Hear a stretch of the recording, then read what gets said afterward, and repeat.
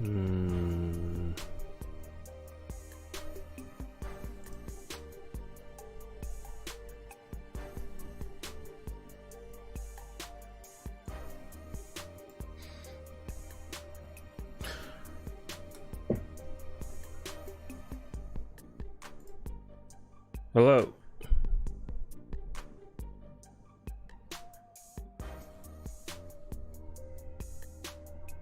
What's up, everyone? Welcome to the stream.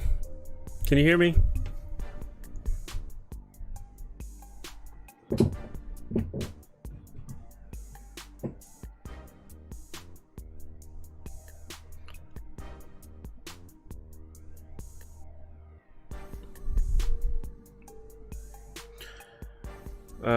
It's a little bit late. I meant to stream a little bit earlier, but was a little preoccupied, I guess.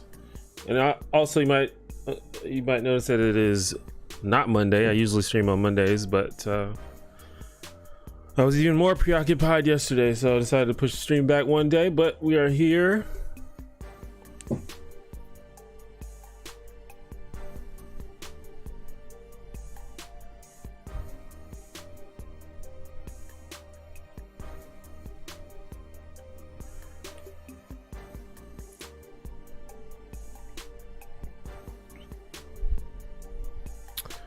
What's up? What's up, Delilah? Just a normal weeb, Julia. Or Julia. Daniel. Mark. Jen. SMD.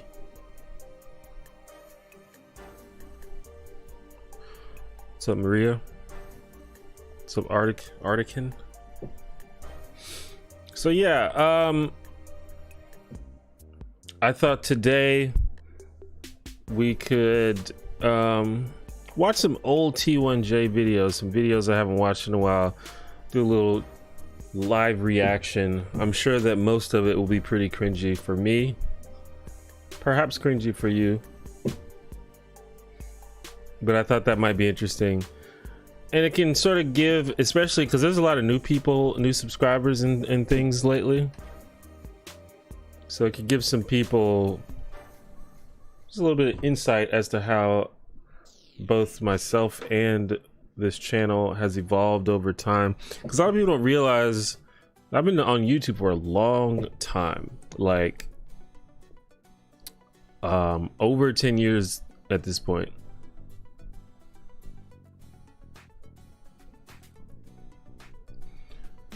Like I didn't really start growing rapidly until more recently. Like I had a bit of a boost, like pretty much I gained like a big larger than average audience like 2013, 2014. Then I just kind of coasted on that for another like 5 years, and then late 2019 definitely, and it continues this year, is when I've actually began to grow substantially. So I feel like most people that are here probably relatively new.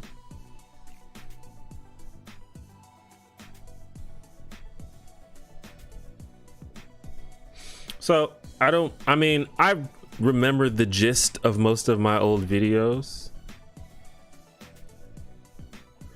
but I don't remember exactly what I said in them. So it's possible that there might be some bad takes. It's possible that there might be some not so thoughtful language. I mean, I think that my videos have always had sort of the same idea behind it, the sort of Heiko vibe. I've always valued that sort of thing, but the way that I approached it was different over time. So just so you know.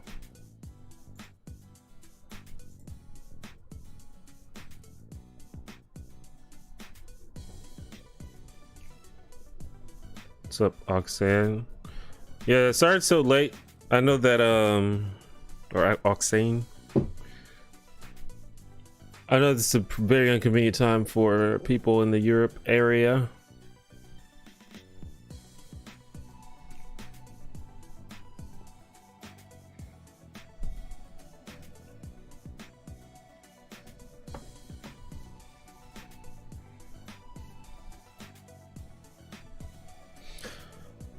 By the way, how the music is not too loud or anything, is it?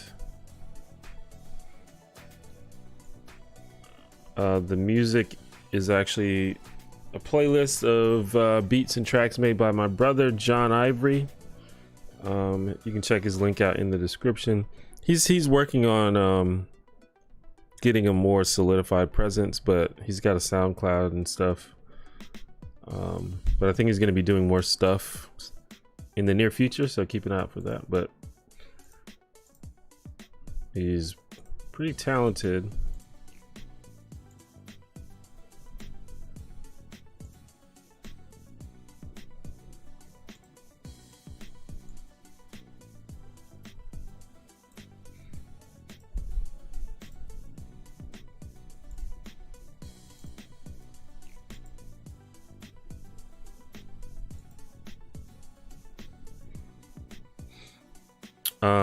So we got someone from France. Where's everybody else at? Where are you chatting from at the moment?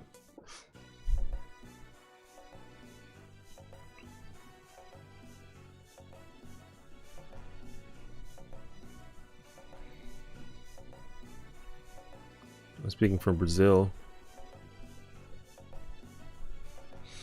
Yeah, it's currently 8 p.m. here in Birmingham, Alabama, where I am.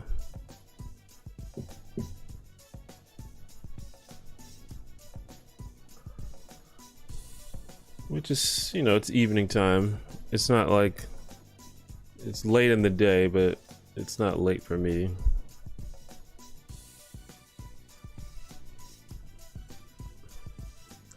Chicago, Scotland, Germany. There's several people. There's definitely more people in Europe than I expected because it's so late over there. Got a couple people from New York, Missouri, another Brazil.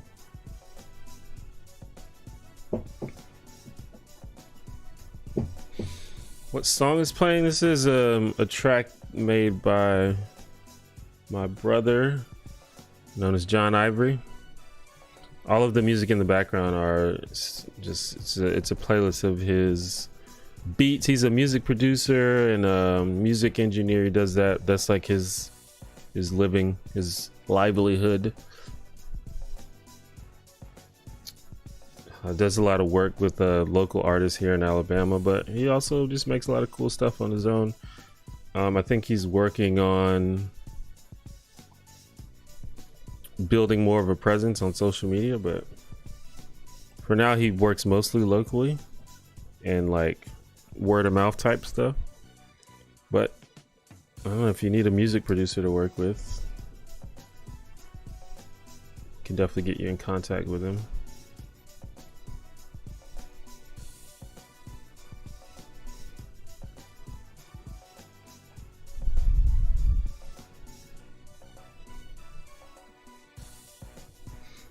Buenos Aires got a few people from South America.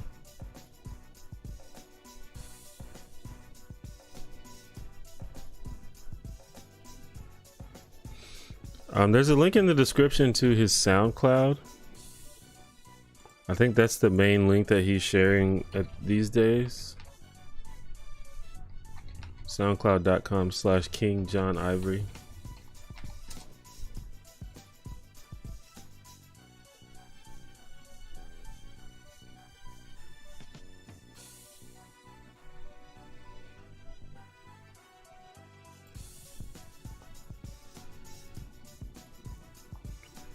I should hop on one of his beats. I've definitely done that before.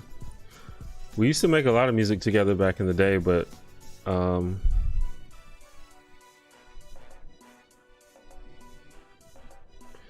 guess once I started taking YouTube seriously, I didn't have much time to do anything else.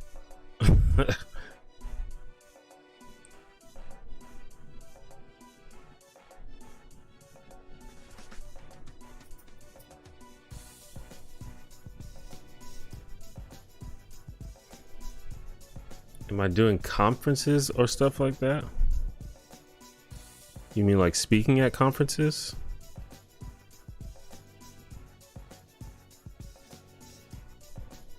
I'm definitely not doing anything like that now. I'm not leaving the house until this shit's over with.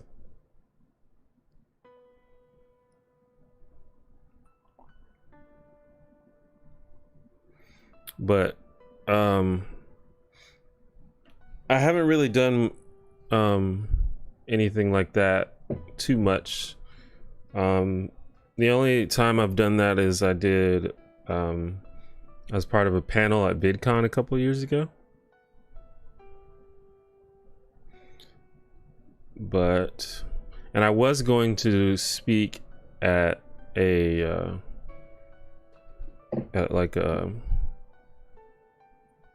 it's basically like an atheist conference, but that kind of fell apart because there's, I don't know, there's just people involved that were acting weird and there was a lot of drama.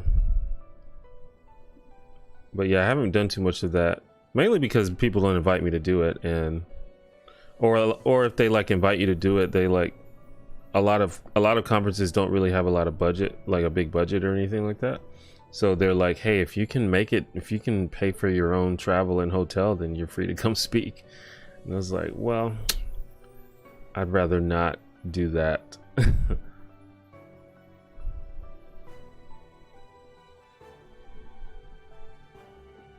But I mean, depending on what it is, what the event is, and depending on if they can provide accommodations, I'd probably do it. But it depends on what it is. Like I've turned down stuff like this as well because I didn't really vibe with the event. But overall, it just really doesn't. I just don't get invited that much because I'm not that well known yet. So.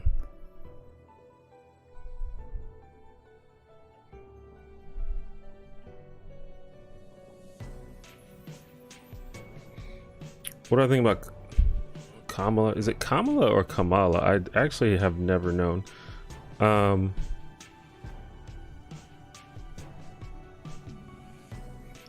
To me, it's I feel like most people kind of expected Biden to pick Kamala. I mean, I don't think that she, like, out of all of the people that were available, I don't think she's like my favorite person. But I like the idea of having a woman of color around the White House. Yeah, Joe Biden, for those that don't know, it was announced today, Joe Biden picked Kamala Harris as his vice presidential candidate or whatever, vice presidential partner.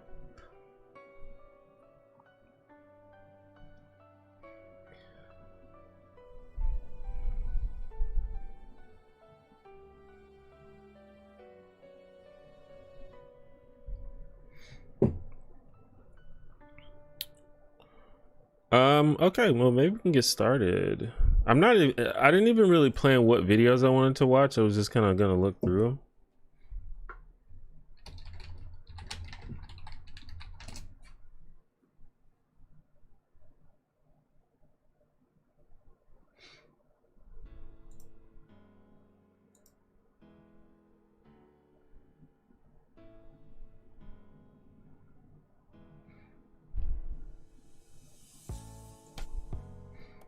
By the way, how do y'all like my transition?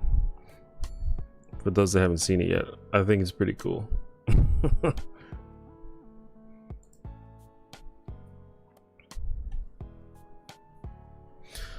Hey, look, we're almost at 200,000 subscribers.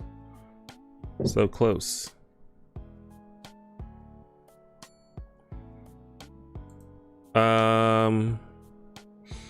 So yeah, these are the newer videos. These videos have been getting so many views lately, it's pretty wild.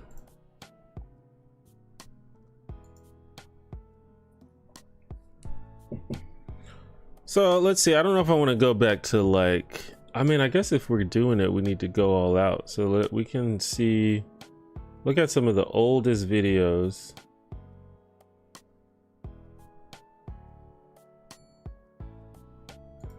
Yeah, I definitely can't play copyrighted songs on the stream. Luckily, my brother, I mean, some of my brother's songs are copyrighted, but he gave me permission to use them. So if I get content ID'd, I can just tell him, hey, it's literally my brother, and he told me I could use them. So these are old videos. You see, this is 12 years ago. That's how old these videos are.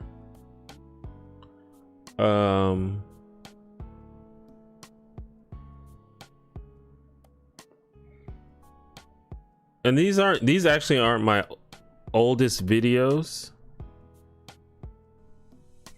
but the very first videos I uploaded to the channel I definitely deleted because they were pretty bad. Not that these aren't bad, but I just really didn't like those.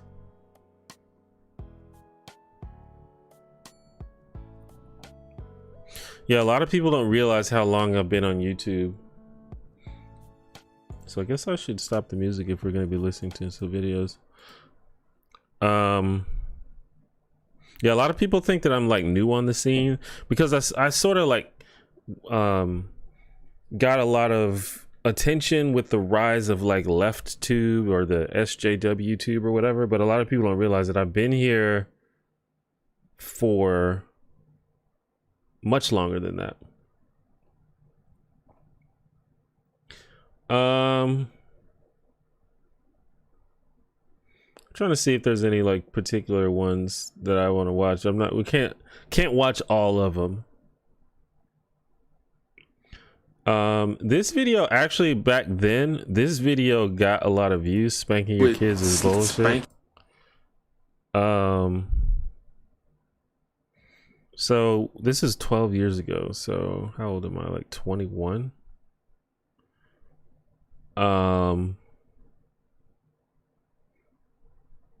But for the time, I think this video got like 1,000 views or something at the time, which for me that was a lot because most of my videos got like 25, 40, 50 views. So this one actually got a lot of views, probably because it has a provocative title. Like I think that this title would still be good clickbait today. So yeah, let me see if you can hear it. Taking your kids like as a form of discipline. And I don't really know if a lot of people do it nowadays, maybe, but when I was a kid, it seemed like everybody, well not everybody, but a lot of people did. And it could be like a stereotype, but it seemed like it was mostly black people who did it. I don't think that's true. I think white people did it too. I had some white friends who said that they got whippings too. I know I did when I was a kid. My mama used to wait till we got out of the shower, wet ass, come in there with a belt, and that shit used to hurt. I'm not saying like she was a bad parent or anything. I love my mama. It's just, I just disagree, I guess, with the message. It just seems so demented. I feel like I was like kind of playing a character. Oh, little Johnny has disobeyed. What would be the best way to discipline him? Beat his ass. I mean, that just sounds so crazy to me. It's just a kid. And it seems like a lot of parents don't even really use it for discipline. They just use it as a form of venting. Yeah, there was a time where I did not have long hair. Pissing you off, so you beat them up. That's what kids do to other kids. It's not what parents are supposed to do to kids. And that just leads to all kinds of different fucked up situations, and people get carried away sometimes. I think this is my dorm room, or at least get just really hurt. I don't know. It's crazy stuff when it's not even discipline anymore. It's just abuse. Well, in my opinion, it's always abuse. But one time I was at the mall, I think, or someplace, and there was this kid, and he was like running around pretending he was a plane, and like making a bunch of noise, and so the parents like, stop it, Jesus, he's just being a damn kid, just calm down. I mean, if he wants to be a plane, let him be a goddamn plane. When I was a kid, I used to pretend to be a plane, and it was fun. and I wasn't doing anything wrong, and neither was that kid. Even if it isn't frustration, even if it's really All right, Jules, discipline, thanks you're for stopping by basically for a little bit. telling your kids that you can solve problems with violence. No, I'm not hammered. I mean, that's the example. I don't even think I drank back then. And if it works, it's not because they're not doing it because they fucking respect you. They're doing it because they're afraid of you, which I don't. It doesn't seem like the kind of relationship. Yeah, I still completely agree with this video. Some people use the Bible to justify spanking their kids. There's a verse that says something like, "If you spare the rod, you'll spoil the kid." And I don't really want to get into different interpretations of it, but I think part of the reason I sound like that is because I'm probably trying to be quiet. So you can use the Bible to justify anything. In fact, I'll do it right now. Also, like, if you will look in your Bibles, I've sort of like, a lot of people like, I'm from Alabama, and a lot of people ask me why I don't have an accent. Is not but you can kind of hear it more in this, and I think it's just because I was hanging out with more people that talked like that at the time. Hearing, this means you will not be redeemed by watching YouTube, for the eye is not satisfied by watching YouTube videos. I say now, brethren, subscribe to Jesus, and he will send you a video response far greater than that of any mortal man. Yo, that's still funny. Just think about, I mean, I'm not really the biggest religious person, but think about Jesus. Jesus. Yeah, I want to cosplay dude. Bishop from Days of Future Past. I've always wanted to do it. Kids, but imagine if he had some kids. You really think that he would be beating them? I don't even know if this is really relevant. I'm not even sure if I was my peers an atheist back when this video came out. Thing, although I know some of them are, but I just wanted to talk this about was it. It was like, I think this might either before or right after. So yeah, that was like my most popular video back then.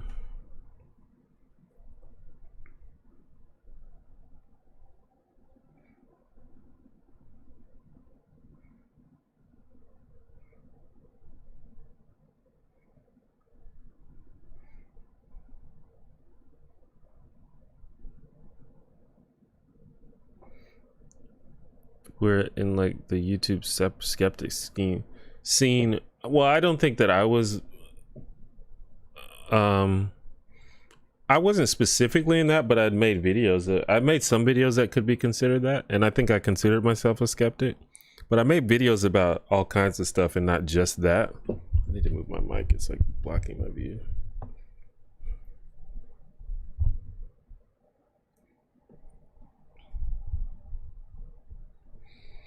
So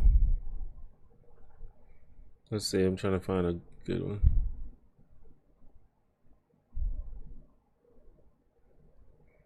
This channel also shows the evolution of my hair, as you can see just from the thumbnails.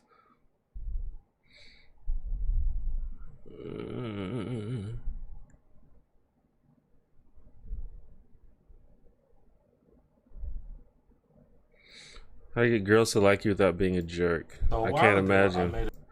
So a lot of my old videos were sort of this kind of like, I guess technically dating advice type stuff, because I just felt like there was, and I still feel like this, honestly, there's like a lack of like non-toxic dating advice on the internet for men.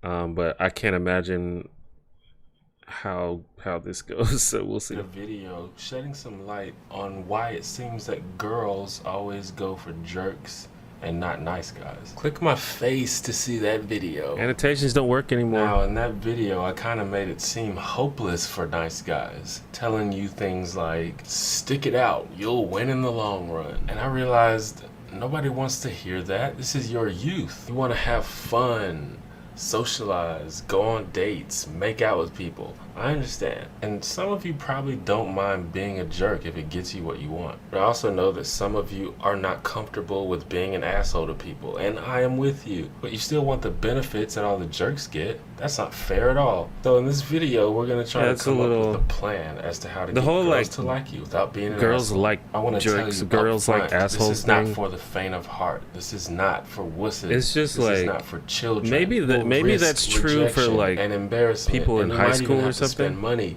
So I want to tell you, but that it's just this like is mainly it's like geared made up. towards It's like not a between thing. the ages of like 16 and 25. Like if you're 13 or 40, I don't really know how that works at all.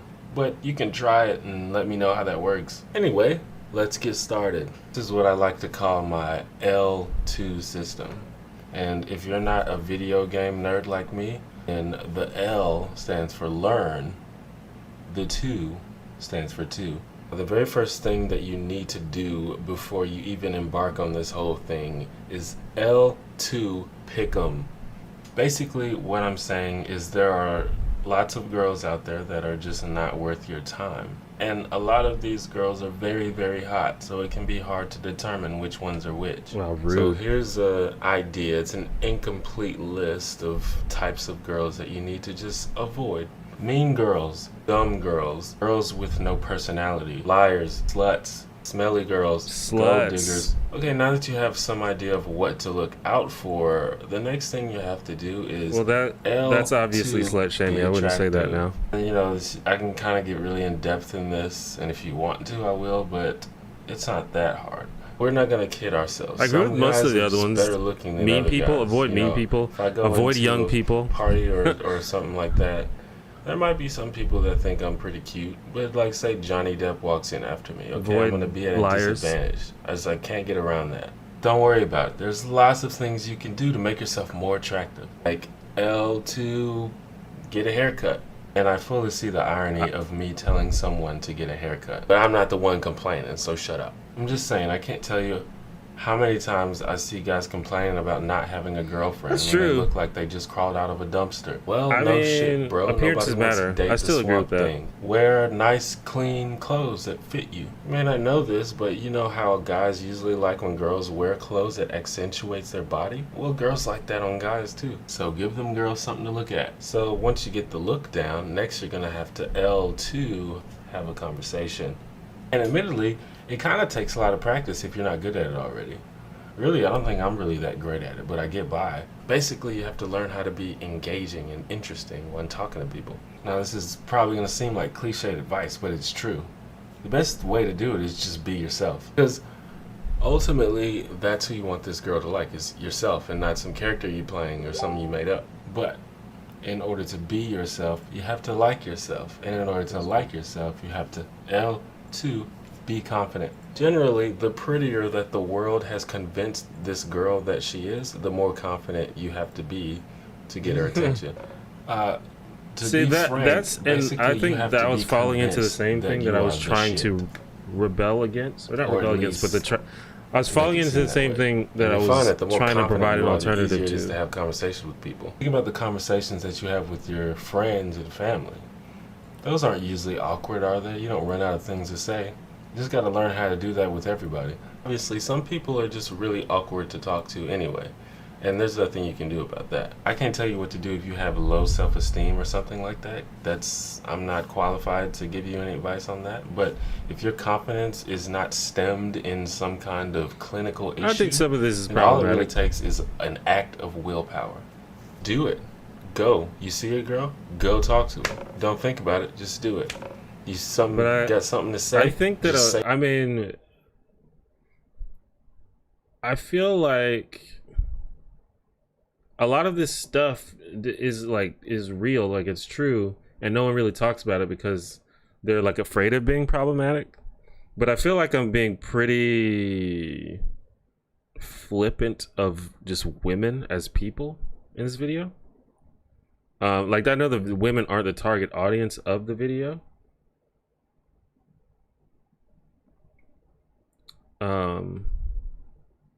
But I would definitely be more thoughtful about how I was saying it if I didn't know. You might think what you're about to say is something stupid, but if you think that you're the shit, it doesn't matter. Everything you do is awesome. One really important rule to having a good conversation with somebody: I still use jump cuts avoid like that. small talk at all costs. I think that small talk never ever leads to good conversations. It's they're just cleaner now. Small talk conversations are like, "Hi, how you doing? How's it going?" This is true too. If you want to have an engaging conversation, what do you do? Like small talk questions are like really Nobody bad. cares. You got to come up with interesting things to say. Engage her, ask her questions, tell stories, you know, things like that. Avoid small talk. Keep that in your mind. That's a good rule. Now I realized that I had a whole lot to say about this, so I'm gonna split this video into 2 parts. Imagine thinking that a 7-minute video is too long. Part 2 in the next couple of days. That was the old, good starting point. Old for YouTube people days that are, you know, kind of anxious about even talking to a girl in the first place. These are some good little pointers to start out with. If you can. But yeah, I started making these videos because before that I was like really, I guess like, I don't know, I pretty much throughout this whole time I was like obsessed with girls, which is, I mean, I think that applies to a lot of young men, but I was also like not very successful with women like earlier than this. And it kind of just boiled down to like, you know, just stop being like stop being a douchebag, stop being ridiculous, stop being pathetic, like take care of yourself. And I just kind of realized, like, I don't know, if you just present yourself as a confident and interesting person, and just people will gravitate towards you. Like, not even just women, but just people in general.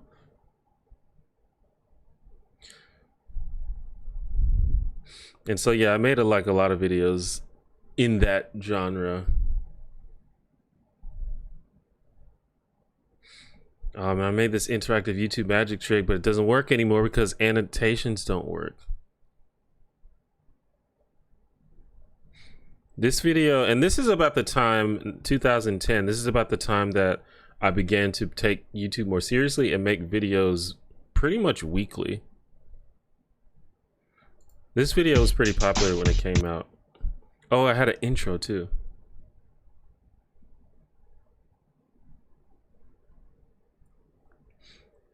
I don't think you need to figure out what people want to talk about. You just ask them interesting questions. Ask them questions that begin, basically don't ask yes or no questions. And don't ask the cliche small talk questions. Like, how are you? That's like it's like a question that no one cares about the answer to that question. And when they do give you an answer, then you have to show interest in the thing that they said and ask follow-up questions.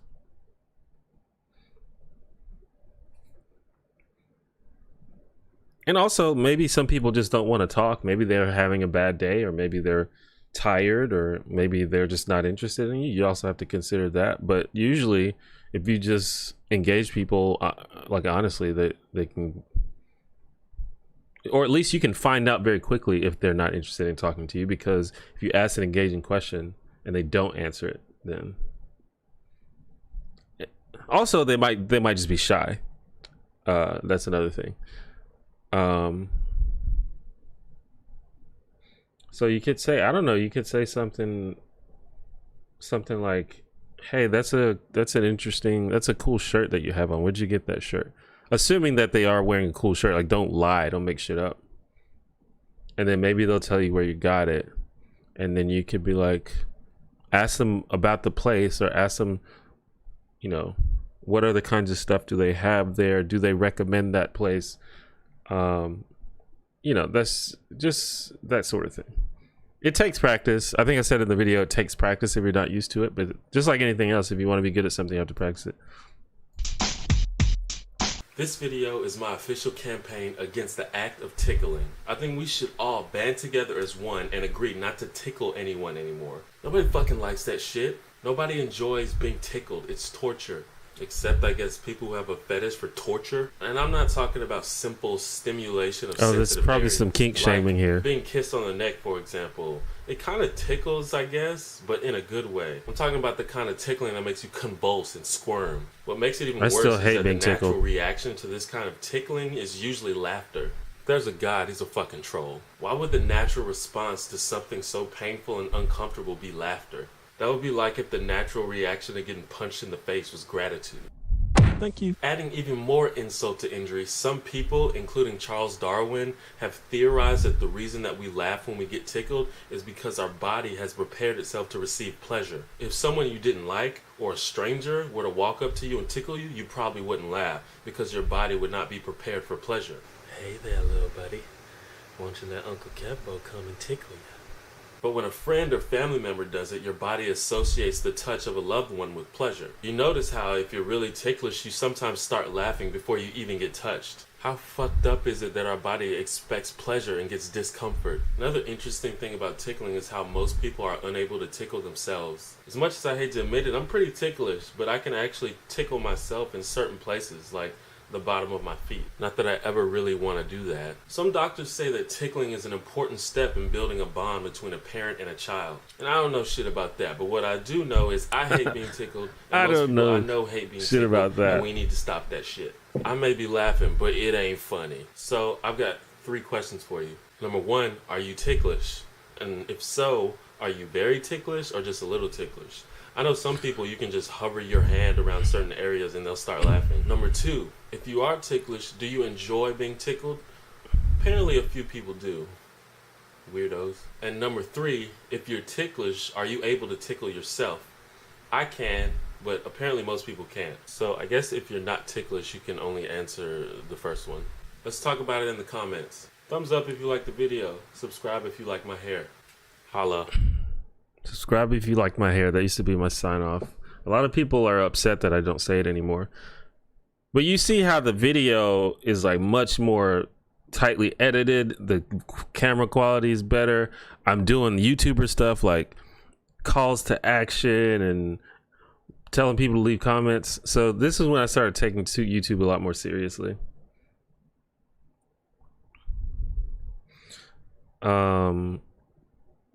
But this video actually, I think the reason it got so many views when it came out was the actual like tickling fetish or tickling kink community like shared it or something.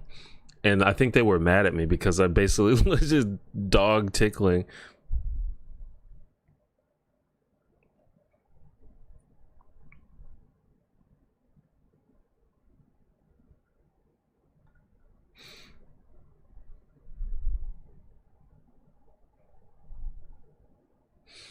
And also it's got like the dry humor that I guess has come to describe a lot of the humor that I probably still use today.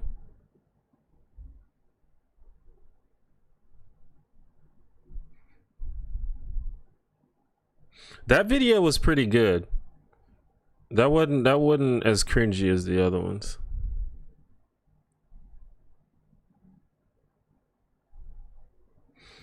I don't believe in sluts. Let's watch this.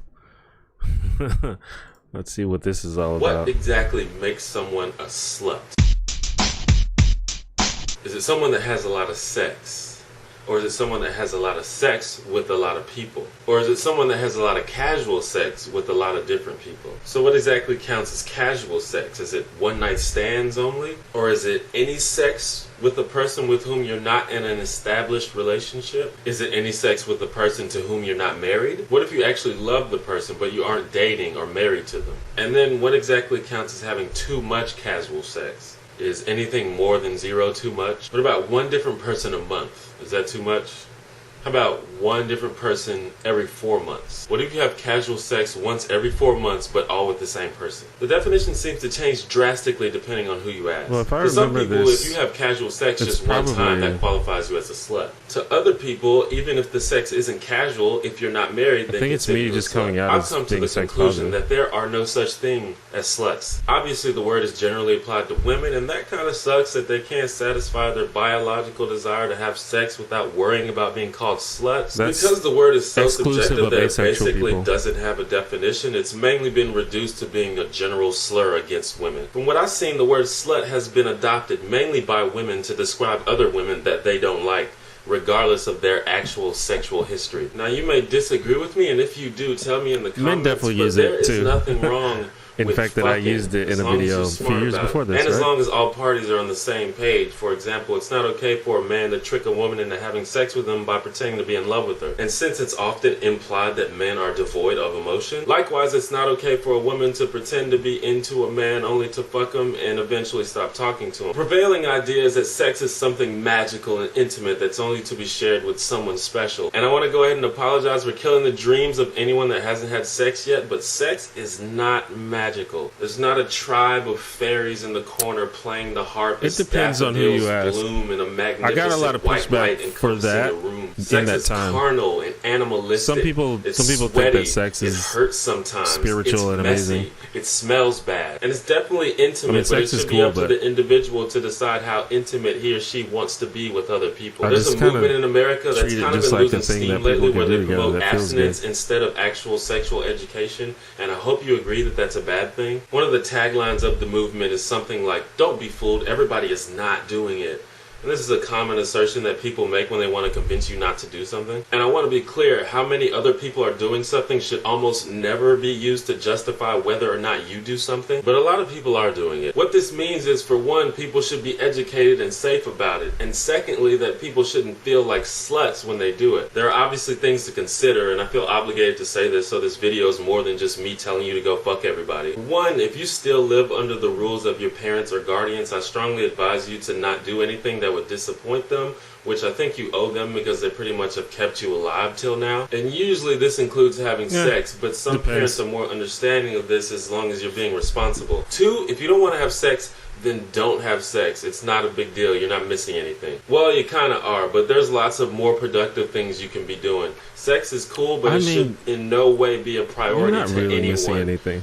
It's Except just maybe another thing prostitutes or porn that you can stars. do. Three, that don't feels have good. sex without a condom unless you want a kid and have physically seen Or the other papers types that of say that no STDs contraception. are involved. That said, sex is fun and pleasant and good for you, and it can be done safely. Apparently, sex isn't nearly as controversial in places like Europe as it is in America, due almost certainly, at least in part, to the fact that religion still has a huge place in our society. And despite the abstinence movement in America, we still have far more unwanted births, pregnancies, and abortions than almost every other developed nation in the world. And we're not doing so well with STDs either. I assume I looked that up back then, but I'm not sure. Or whatever, what do I know? Have a thumbs up if you found the video interesting. Also, I want to do a John Green Question Tuesday type video where I basically just answer your questions. So leave me some questions in the comments. They can be questions about me, about my opinions, or just random questions about John Green and the Vlog Brothers were and kind of still are my primary and inspiration ask more than for, one question, because unlike the Vlog Brothers, I don't have 500,000 subscribers. Holla holla. I read somewhere that the inverted peace sign like that is considered offensive in some places. Is that true? Yeah, this is when I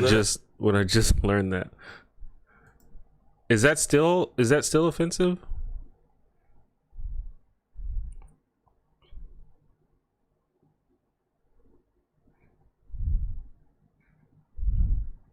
I should probably just open these in another tab so I don't have to scroll down every time.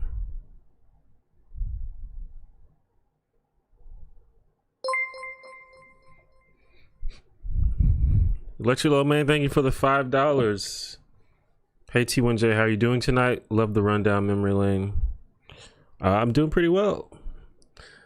Yeah, these videos are not as bad as I thought they were going to be. At least the ones I've been picking.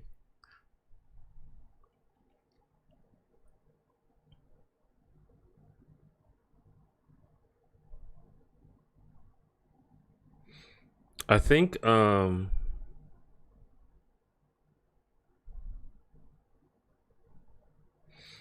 this is like,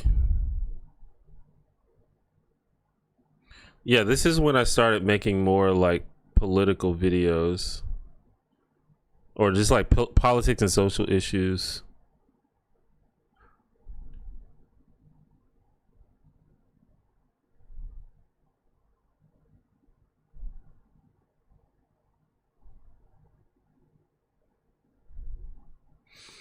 Shit YouTube commenter say, do y'all remember the shit blank say trend? It was started by this video called Shit Girls Say, and then everyone made a shit somebody says. Well, I made one. It's called Shit YouTube Commenter Say, and it was actually one of my more popular videos at the time, even though it only has like 2,000 views. First not to get laid. Am I right? I'm alone. Thumbs up if you're watching this in 2012. Thumbs up if you're the 301st viewer. Under 300 club. How does he have more? Wait, do y'all remember that where the view counts used to get stuck at 301? That was a reference to that. Back then, the YouTube view counts would get stuck at 301, and then like YouTube had to like verify the views or something before it updated.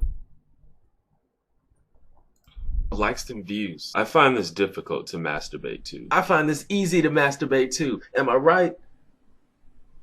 Gay. 240p. We meet again. Was this video filmed with a blender? Was this video filmed with a potato? Fake. This is fake. It's obviously fake. It's so fake. Fake and gay. This is gay. Gay. Dude, this is gay. Is this guy supposed to be gay? This dude is gay. This video is so gay. I'm gay and I find this offensive. This shit isn't funny. What a fag. Justin Bieber is such a fag. Thumbs up Rude. if you hate Justin Bieber. Death to Justin Bieber. Well, Justin this video, Bieber this stream is going to get this is real music. demonetized. I'm Justin Bieber and I find this offensive. Tits or GTFO. I only clicked for boobs. Please check out my channel. Hey guys, please check out my channel. Well, I was gonna favorite this video and then I took an arrow. I'm an adventurer and I find this offensive. I'm an arrow and I find that offensive.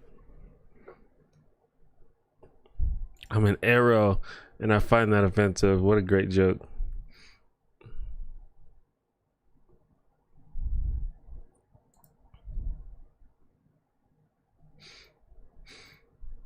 Yeah, I mean that video is fine. I don't think that I would use slurs now, even as a joke, even like satirically. But I don't even know if that's like allowed on YouTube anymore. But I'm sure it is. I'm sure people still say it.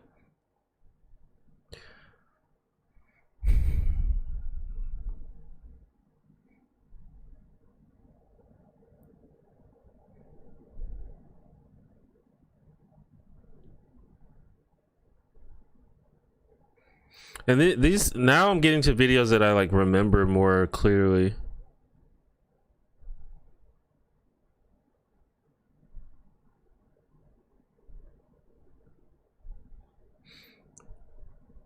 Tips for saying positive. Solamonstra, I'm pretty sure I said that wrong, but anyway, she asks, do you have any tips for staying positive? Now, in my view, there are two parts to staying positive. A, and at this point, drama, and B, choosing to be happy. The good news is neither of these things are very hard to do. So when firstly, you want to try to avoid what drama. is one big difference between present you and past you? When I see myself in the past, what is one big difference?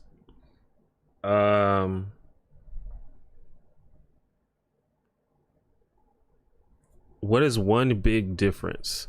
Well, if I'm thinking about, if you're talking about like me in these videos that I'm watching, I would say like a big difference as a YouTuber is definitely I'm just a lot more. I think a lot more about what I say before I say it. Like I think that the ideas behind all these videos, I still agree with the ideas behind them, but now I think a lot more about the way that I express the ideas and the actual language that I use to express the ideas. So that's probably the big difference in terms of the difference between the videos I made back then and the videos I make now. I remember when I made this video, I thought the quality was really good because I'm actually using professional lights in this video because someone loaned me professional lights. But I'm still using like a pretty shitty camera.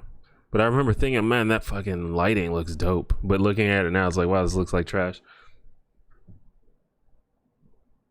Bullshit, because that shit is a bummer and it'll ruin your day, week, month, year, life. There are some people that are just overly dramatic and fucking crazy, and you have to limit, if not eliminate, your time around people like that. Like that's an example. Like I don't call people crazy anymore because I think it's just dismissive. It's also kind of rude to people with mental illness. And there's just more precise ways of describing people. But the idea behind it, I still agree with. Like, there are dramatic people and toxic people in your life that can ruin your life and just make it impossible for you to be happy.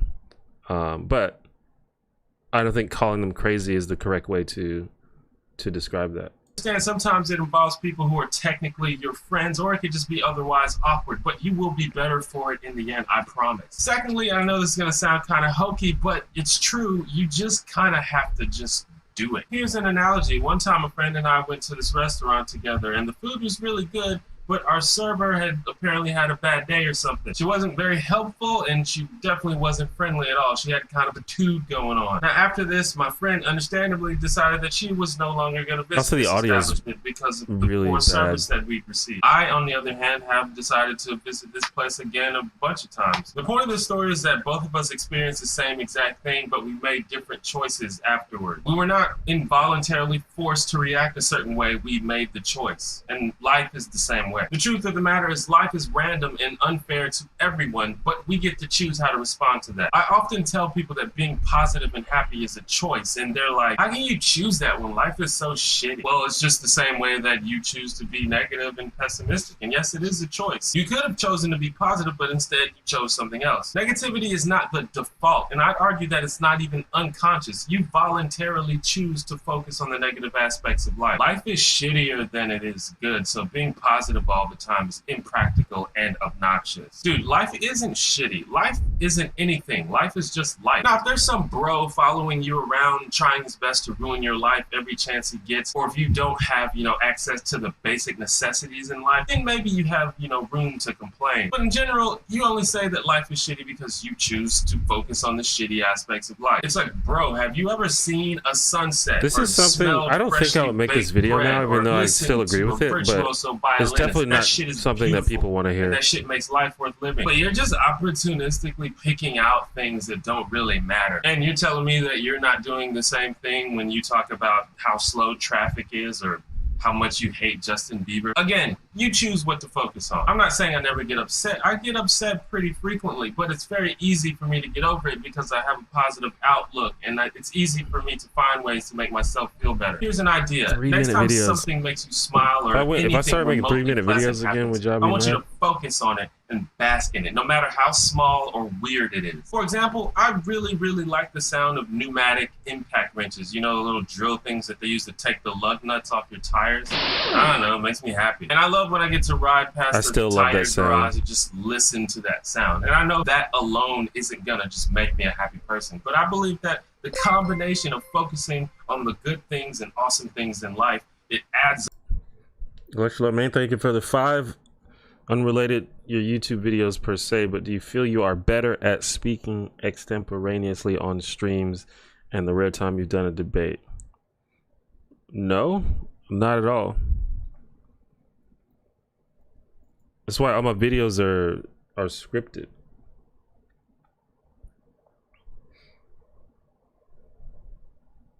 But I think that on streams and stuff it's a better example of who I am and how I am in real life. So I think that's the value of that. But I don't think I'm like much worse at organizing and presenting ideas on streams and off the top of my head. But yeah, I think we got the gist of that one. Oh, I forgot to open a new tab.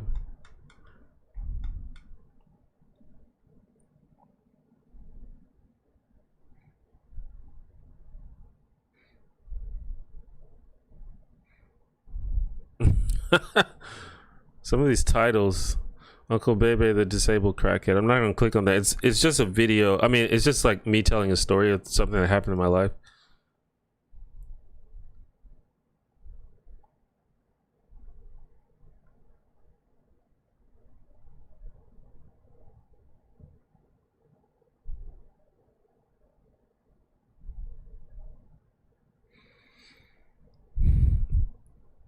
And then, so I was doing pretty good at this time. I maybe had like, maybe a little bit under 10,000 subscribers by this point.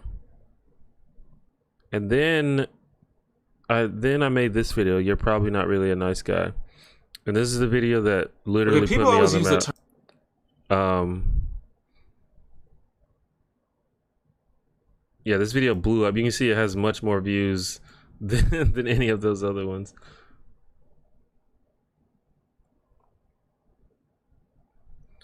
I mean, yeah, unless you have mental conditions.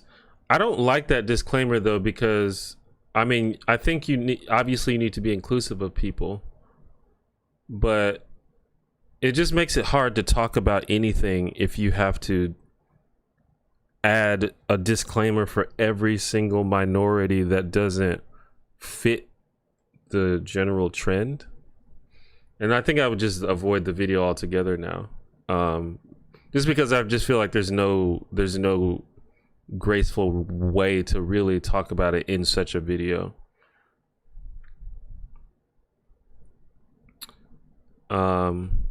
But yeah, most people who've been around this channel for a while probably recognize this video. I mean, I described this video as the video that put me on the map. It's the video that launched my career, basically. I mean, I had gotten like some AdSense checks before this. You know, I'd maybe like make $100 every 4 months or something. But after making this video, was the first time I actually got like a real YouTube paycheck.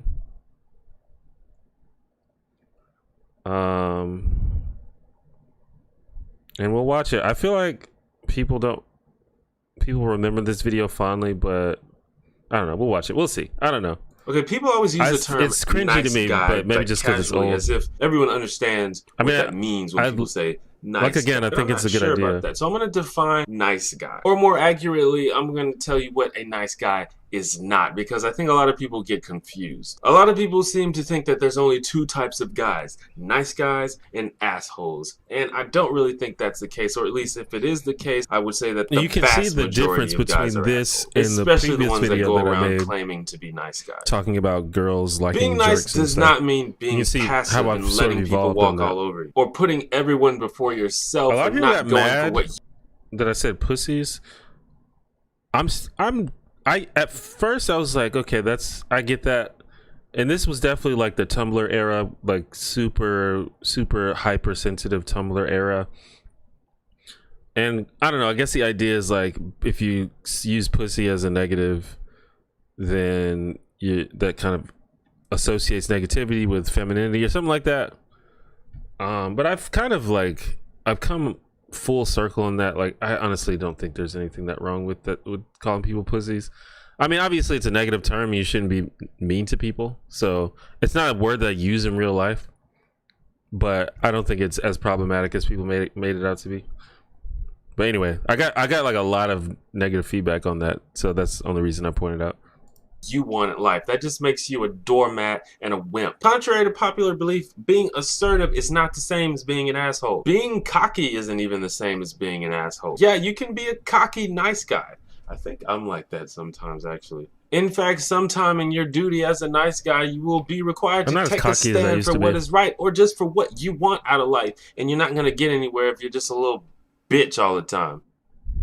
Being nice does not mean you have to avoid confrontation. You get to have opinions too. Sometimes I hear guys say things about these girls that they're in love with. She's just so perfect. I could just like sit there and listen to her talk. No, dude, she's not perfect. She's a person. She needs support. She needs your opinions. And unless she's as fucked up as you are, she does not need to be worshipped. You don't have to let her win everything and dominate everything and control every conversation. You don't have to give her everything you think she wants.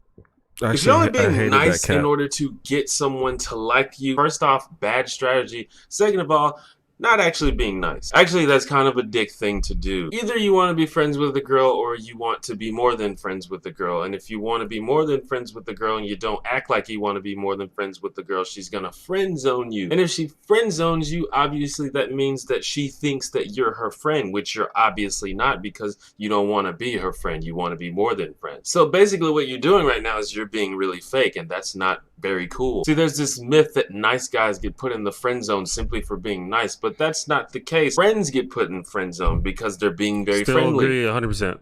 Look, dude, the world doesn't owe I think that's like the biggest mistake. Nice, and girls. Obviously, the term friend zone, we've talked about this for like 10 years, but the term friend zone is a little bit weird. But I feel like that is like the number one mistake that people make. They think that that you can get someone to romantically like you or fall in love with you just by being nice to them. And I just feel like that never works. Like, you have to show some kind of romantic inclination. Like, you have to do more than that. And so I still think that's a thing that people don't understand.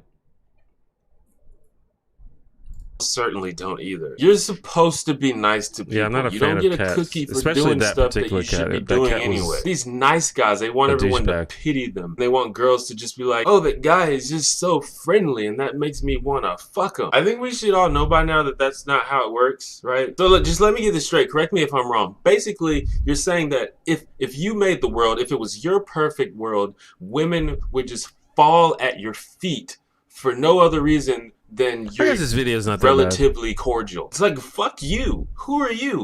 What makes you think that makes sense? Or maybe you're even like super nice. You like shower her with gifts. You just always there for her. And you're like, why doesn't she like me now? Dude, this is not a fucking transaction where you walk to the cashier and pull out your nice bucks and buy sex and romance. Dude, snap out of it. Dude, that's a person.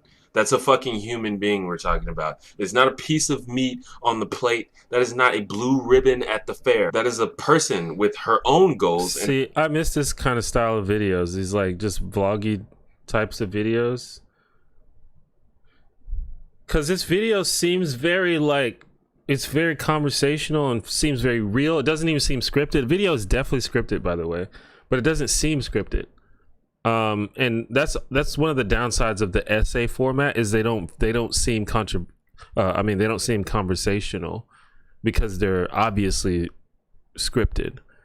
And I kind of miss this sort of like and her own opinions and her own desires. She doesn't owe you anything. style. The trait that all four of these guys have in common is insecurity. They're all doing things for the sole purpose of getting people to like them or getting people to love them, which is not why you do stuff. They either come on too strong or they don't come on at all. They make other people responsible for their happiness. And if they do end up in relationships, they're usually what I like to call crack relationships, where one person is the user and the other person is the drug. I hope you can tell by the metaphor I use that that's not a good thing. I think it's true that assholes often get girls, but I don't think it's true that girls who say they want nice guys intentionally date assholes. That doesn't really make any sense if you think about it. That would be like if I said, I think I want some ice cream, and I went and bought an apple instead. Well, yeah, that's what I'm saying. Girls are irrational. Fuck off. See, what's really happening here is when a girl says she wants a nice guy, she's not talking about you. She's talking about a fun, confident, honest, kind guy with a sense of humor.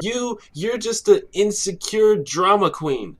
That's not sexy. I read an article recently that differentiated between the word nice and the word video kind. so That's kind of quotable. contrived, but maybe we need to do something like that because you fuckers have tarnished the term nice guy so much that people use it as a slur now. Here's what a nice guy is. A nice guy is a confident person that values generosity and compassion. A nice guy does not feel entitled to a reward for his good deeds. Nice guys speak for themselves, and while they do offer to support people when they need it, they don't try to fix broken people. And girls do like nice guys, just real ones or whatever. What do I know? Holla. I never made this video, the top 10 reasons to be a nice guy. I never made it. I think I made a similar video, but I never made this.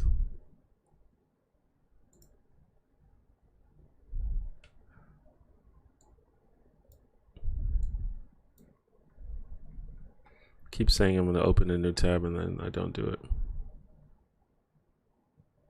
Also, this, I don't know, it was just a perfect storm. This thumbnail is also amazing. It's much better than all the other thumbnails. It's red, which I've learned that red is like the best color to put in your thumbnails. I think red and yellow. But I don't know, it's just a perfect storm that made this video work.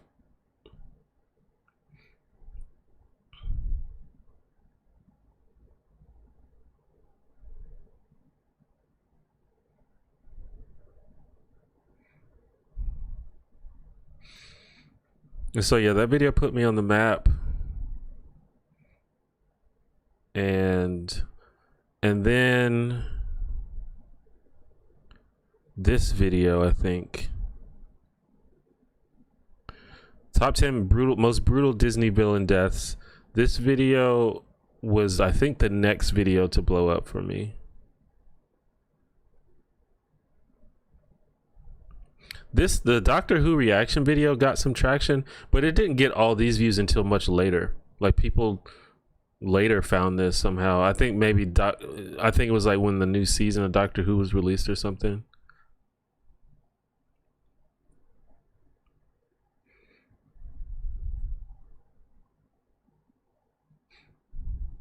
I would play this. Well, I don't think it'll be that bad, but I don't want to get copyrighted. Nice bucks was when I subscribed. Yeah, like I said, there's so many good quotes in the video. Originally thought your Sam Harris video was too harsh, but now I'm right there with you. Most people think that the Sam Harris video is not harsh enough.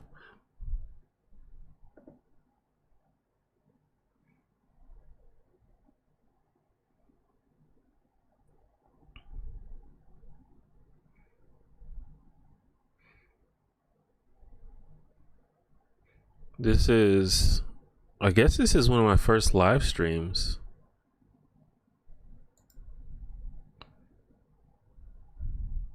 Google Hangouts.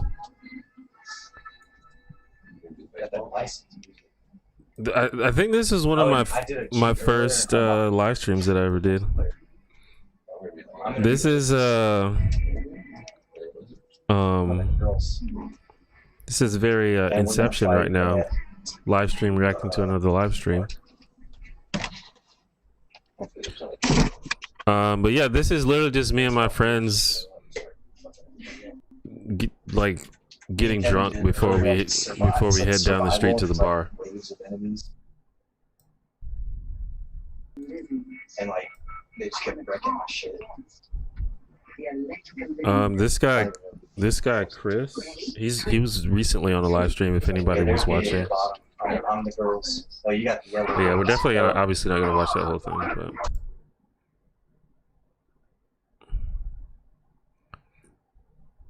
and then I started live streaming pretty frequently for a while, and then I stopped.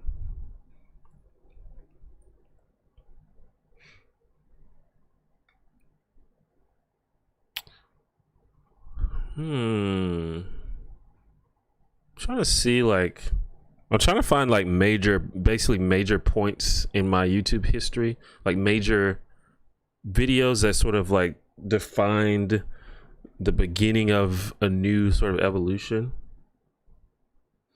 Oh yeah, Electric Lomain, you were probably there. You've been around for a while.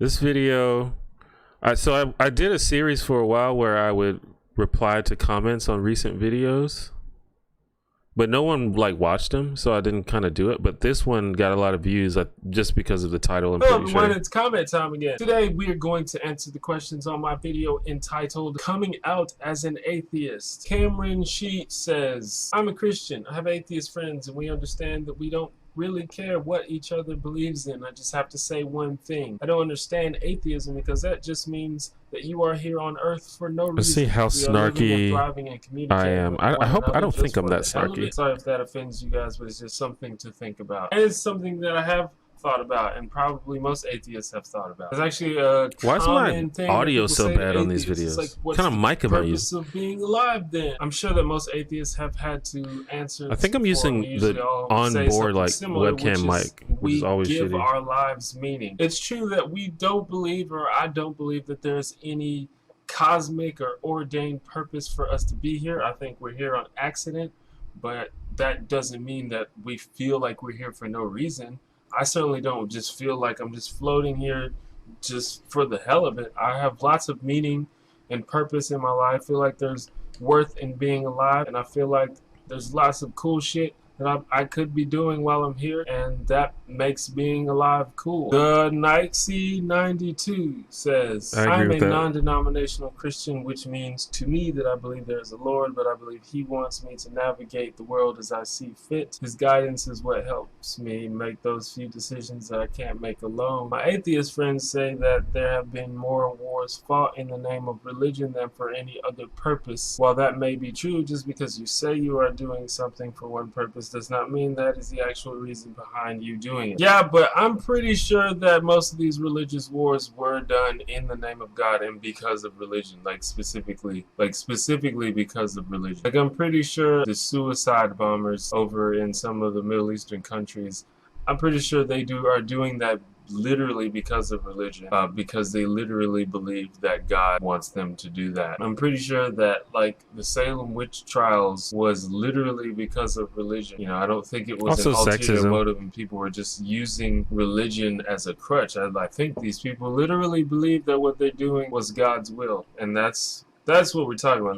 That's a little bit dangerous. The problem with religion is it claims, or it generally claims, to have ultimate truth. Like, it is the most abusable thing possible. That's why you don't see wars in the name of science, because science doesn't claim to know the ultimate truth to the universe. You can't say, I'm going to take your land because science says that it's right, because even if science did say that, which would be absurd, but even if it did, it would also be like, well, if someone shows some evidence of the contrary, then I could be wrong. That's the difference between science and religion. Religion claims to know ultimate truth and does not accept anything to the contrary. Like, I agree ever. with both And that's this why stuff, it's so but it's so abusable, and that's boring why to so me many now. people have died because of it, and that's why I don't like it. One of the reasons why, at least. One of the many reasons. By the way, Mr. I have, I guess you can't tell, but this is a picture of Jesus, or a depiction of Jesus. It's there ironically. Read 03 says, would you rather go through life living like there is a God and in the end find out there's not, or live like there is no God and in the end find out It's like just some shit I'm that not even really sure they sent me in the mail. That Like, you're trying to claim that the first option is better. At any rate, clear, like, the second one easily. yeah, see, I don't know.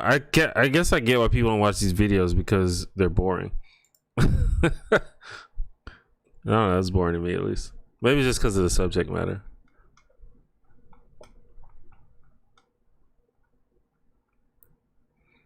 Oh, I forgot about this one.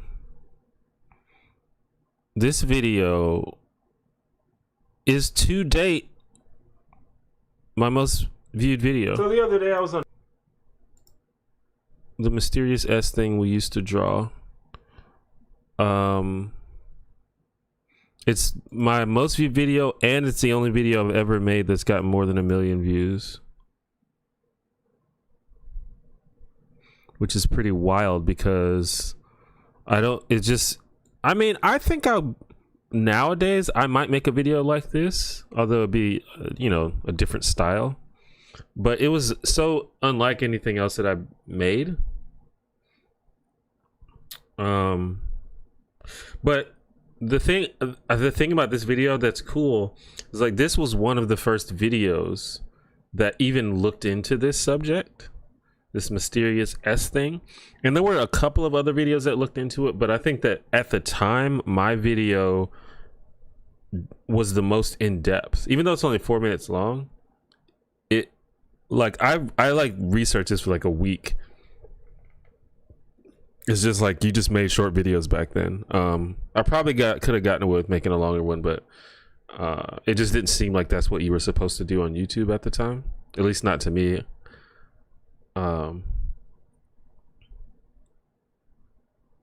But this video was kind of like, and I don't even answer the question of the origin of the S thing, but it was like the only resource on the internet of someone like analyzing it. There's much more now. In fact, there's a really great video someone made like a couple years ago that is probably like the definitive video on this topic, but Mine was first, so I feel pretty cool about that. On Facebook at like 4:30 in the morning, cause YOLO. And someone shared. Remember when people used to say YOLO? People were all like, "Oh my god, I remember that shit." Do you or did you guys draw this weird S-looking thing? Because when I was younger, I certainly did, and it was really popular. In fact, almost everyone I know recognized. Yeah, this video blew I actually up. remember when I first learned the technique to make it. It was like a rite of passage. I was so happy. But in the odd hours of the morning, the mind wanders, and I got to thinking, and it occurred to me that I don't know what the fuck that symbol is. And after a quick search on the internet, it turns out that in spite of the fact that this thing is super popular, no one is really sure where it came awful from. my So room I looks. decided to take the Just case. fucking I was very surprised to find out that boxes not in the only are clothes kids hamper, still drawing this no thing sheets today, on the but bed. according to the testimonies of some people on Reddit, people have been drawing this thing since the 60s at least. I'd always thought it was just a relic for people who grew up in the 90s. Go figure. Also, it wasn't just the United States or North America. It was all over the world. On the various forums I checked, I found people from the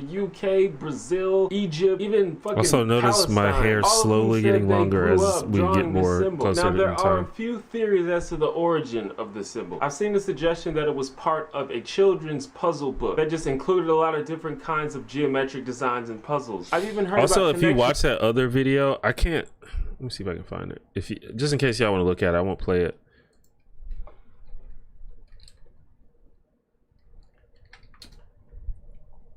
Yeah, the Universal S by Lemino. This video is probably like the definitive video about this. But if you watch his video, you can tell that he watched my video because he uses a lot of the same arguments, and he actually shows his sources, but you can tell that his sources were the same as mine because we say the same things. So just saying, not to brag, but I was first. To the paranormal or the occult. Many people have noted the difference between this logo and the logo for the Suzuki car company. According to the internet, that logo was created in 1958, so the date seems to be right. But that doesn't really explain why people all over the world just randomly started drawing it, independent of each other. Another interesting thing about it is there is no agreed upon name for it. When I was growing up, I don't even remember there being a name for it, but I saw a lot of different names as I was researching. The Swiss S, the Joker S, the Power S, the Superman, the Super S, or the Stussy S. Now the Stussy thing is very interesting. It's actually a lot of pronounced people on Stussy. Reddit and other places on the internet seem to be quite confident that the symbol was popularized by a clothing company called Stussy, and that's how it spread. The only problem with this theory is that there's literally no proof of it anywhere on the internet as far as I can tell. Which, if this were the correct theory, would be unlikely, don't you think? The only thing I could find that linked this particular image to the Stussy brand is this video on YouTube, which was apparently made for some art magazine to promote an interview with the founder of Stussy. It was uploaded in 2009. As far as I've been able to tell, there are no photos of Stussy merchandise with this particular symbol on it. On the internet, at least. They have lots of things with an S on it, but these are not the S's you're looking for. Also, according to Wikipedia, the Stussy company was formed in the 80s, and as I mentioned earlier, people have been drawing this shit since the 60s. Another interesting thing about the symbol is that a lot of people recalled that drawing it in school could get you in trouble. It was like against the rules. In some places, it was thought of as Nazi imagery, which is probably because of the logo for Hitler's security force known as Schutzstaffel, commonly abbreviated as SS. And that logo is similar, but it's not that similar. In other schools, though, you could get... Yo, I was gonna put a image of the SS logo on this video just to show people what I was talking about, but when I was thinking about it, I was like, that might get this video like banned in Germany or like something like that. So I decided against it. And I'm so glad I did because the video got so popular. That would have cut out a lot of the potential viewership and also a lot of the potential ad revenue.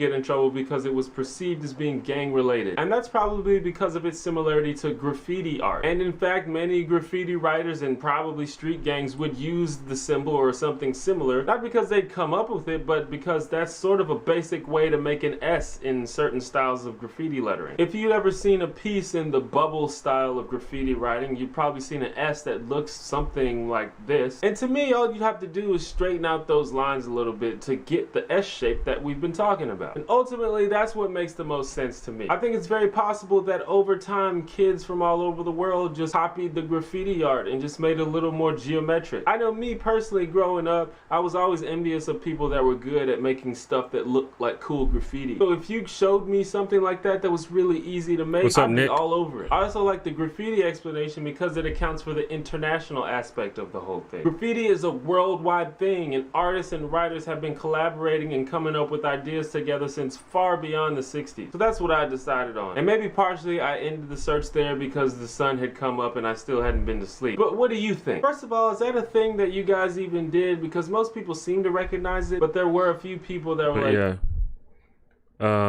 That video blew up and it was pretty wild because I didn't expect it to. It was just some random thing that I was interested in.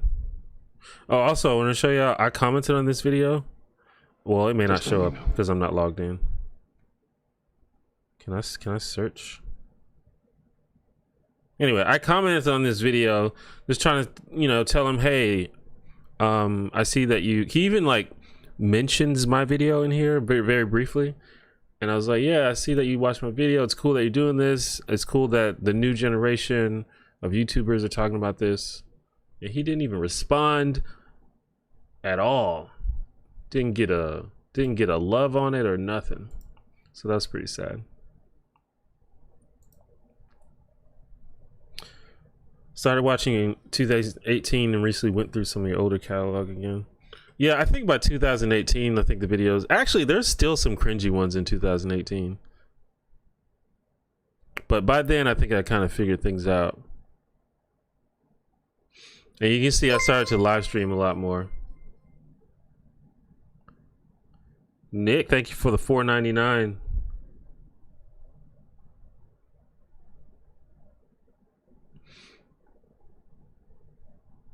Oh, also, this could also be used as an opportunity to force people to watch videos that I think are underappreciated.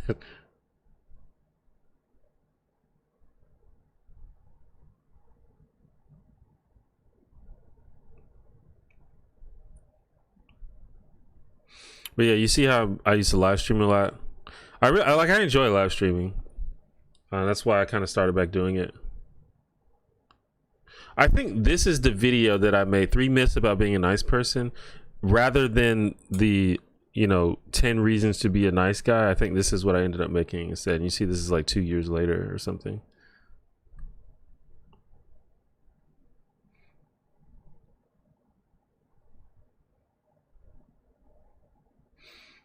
The sex gender binary is another thing. So this is 2013 and I'm definitely was not super woke on things like trans issues, intersex, non-binary, but I was woke enough to understand that the gender binary was not a thing.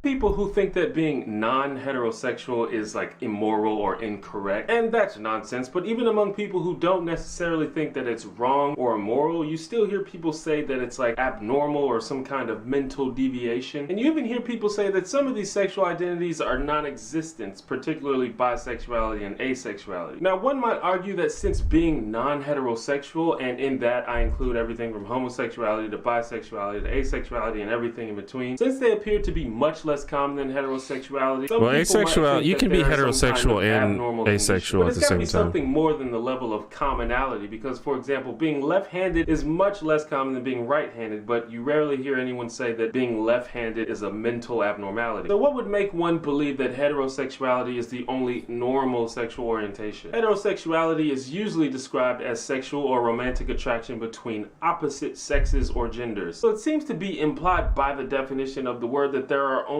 2 sexes or 2 genders, which is false. And by the way, gender and sex are 2 different things that have very little to do with each other biologically. When you're talking about gender, that's something that is a personal identity. I guess it's not true that they don't have anything to do with each other. And the quantity of gender identities is only limited by the number. Also, sex, I mean, this is a little bit of an outdated way to look at it, as far as I know, because I think that people do talk about sex and gender in a different way. Often using them fairly interchangeably, but I'm not super informed about what the best way to describe it is. But like, I think that's just an easy way for like normies to understand, and I include myself as a normie when it comes to that sort of thing. It's just a simple way to differentiate between assigned at birth and your personal expression is just to separate sex from gender. But the issue is like your gender gets assigned to you at birth as well, not just your sex. So a lot of times those things are sort of considered or used interchangeably. So I don't know. I don't know everything about it. Of human beings on the earth, which is more than 2. When you're talking about sex, that gets a little more complicated. Now, human beings, like many other living things, are a sexually dimorphic species. That means that within the species, there are traits that can be positively identified as male traits and traits that can be identified as female traits. But regardless of how we use those two terms, that does not mean that male and female are the name of the only 2 sexes. Many people whom we describe as being female have high cheekbones. But did you know that having high cheekbones happens as a result of a large amount of testosterone in the body, which is the male sex hormone? Colloquially and even scientifically, for the most part, we have separated human beings into males and females because it's convenient, and also because there's a high concentration of people who either have a disproportionate amount of male features or a disproportionate amount of female features. But it's still inaccurate because even and again, it's like I'm not sure if that's the most scientifically accurate way to talk about it, but I just think it's a way to male and female features and make traits. people understand it better. There are millions of people who don't fit cleanly into either of those 2 boxes. There are people born with both male and female sex organs, male organs but female chromosome pairs, female body characteristics but male sex organs, and the list goes on and on. In fact, many people who were raised as a specific gender were arbitrarily assigned that gender by their doctor because their sex at birth was ambiguous, i.e. they didn't fall cleanly into the male or the female box. Mentioned intersex, this is not even getting into actual sexual desire or sexual activity. That's a whole nother conversation. As I implied before, for lack of better terms, maleness and femaleness are definitely things, and I mean this biologically, not socially or gender role wise. But the sex and gender binary that we think exists because of those 2 things is a myth. That's just me. Actually, I don't think that's just me. I think that's just how it is. What should the next video be about? Drop a comment. I want to give it. So I used to make a lot of videos like this where it's like I'm definitely not the expert on the subject, but as a person with a platform, I kind of felt like I have an opportunity to just like give people like an introduction to these things that they may not hear anywhere else because they're not watching videos made by the people that would normally talk about this. And I kind of unsure about whether or not that's a good or bad thing, but I don't really do it that much anymore. It's just sort of like a stay in your own lane type of thing, especially if I'm not that well, if I'm not like super knowledgeable about the subject, basically. Like I think I'm very good at understanding the basics of things, and usually that's enough for me to like be on board. It's like, okay, I get it. And if I want to know more details, I can do that. But basically the better option, rather than me make this video, is for me to signal boost other people who have made videos about this kind of stuff, and people who actually know more about it and who have the lived experience to know more about it. I think that's the better option for me rather than me make the video. And that's kind of what I think about that these days. But even so, a lot of those videos were still pretty well received.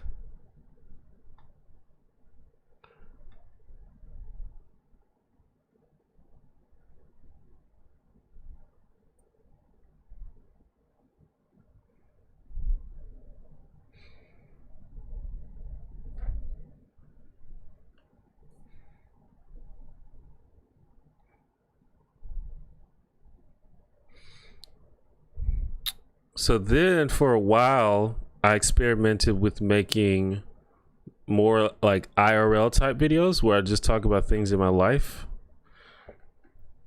So I made this one about a Hey time guys, I went to before the I get beach. to the video, I want to tell you about Jimmy Kimmel. I don't know why I'm telling Oh you. shit! This is one of my first sponsors. I think. I actually have a sponsor for this video.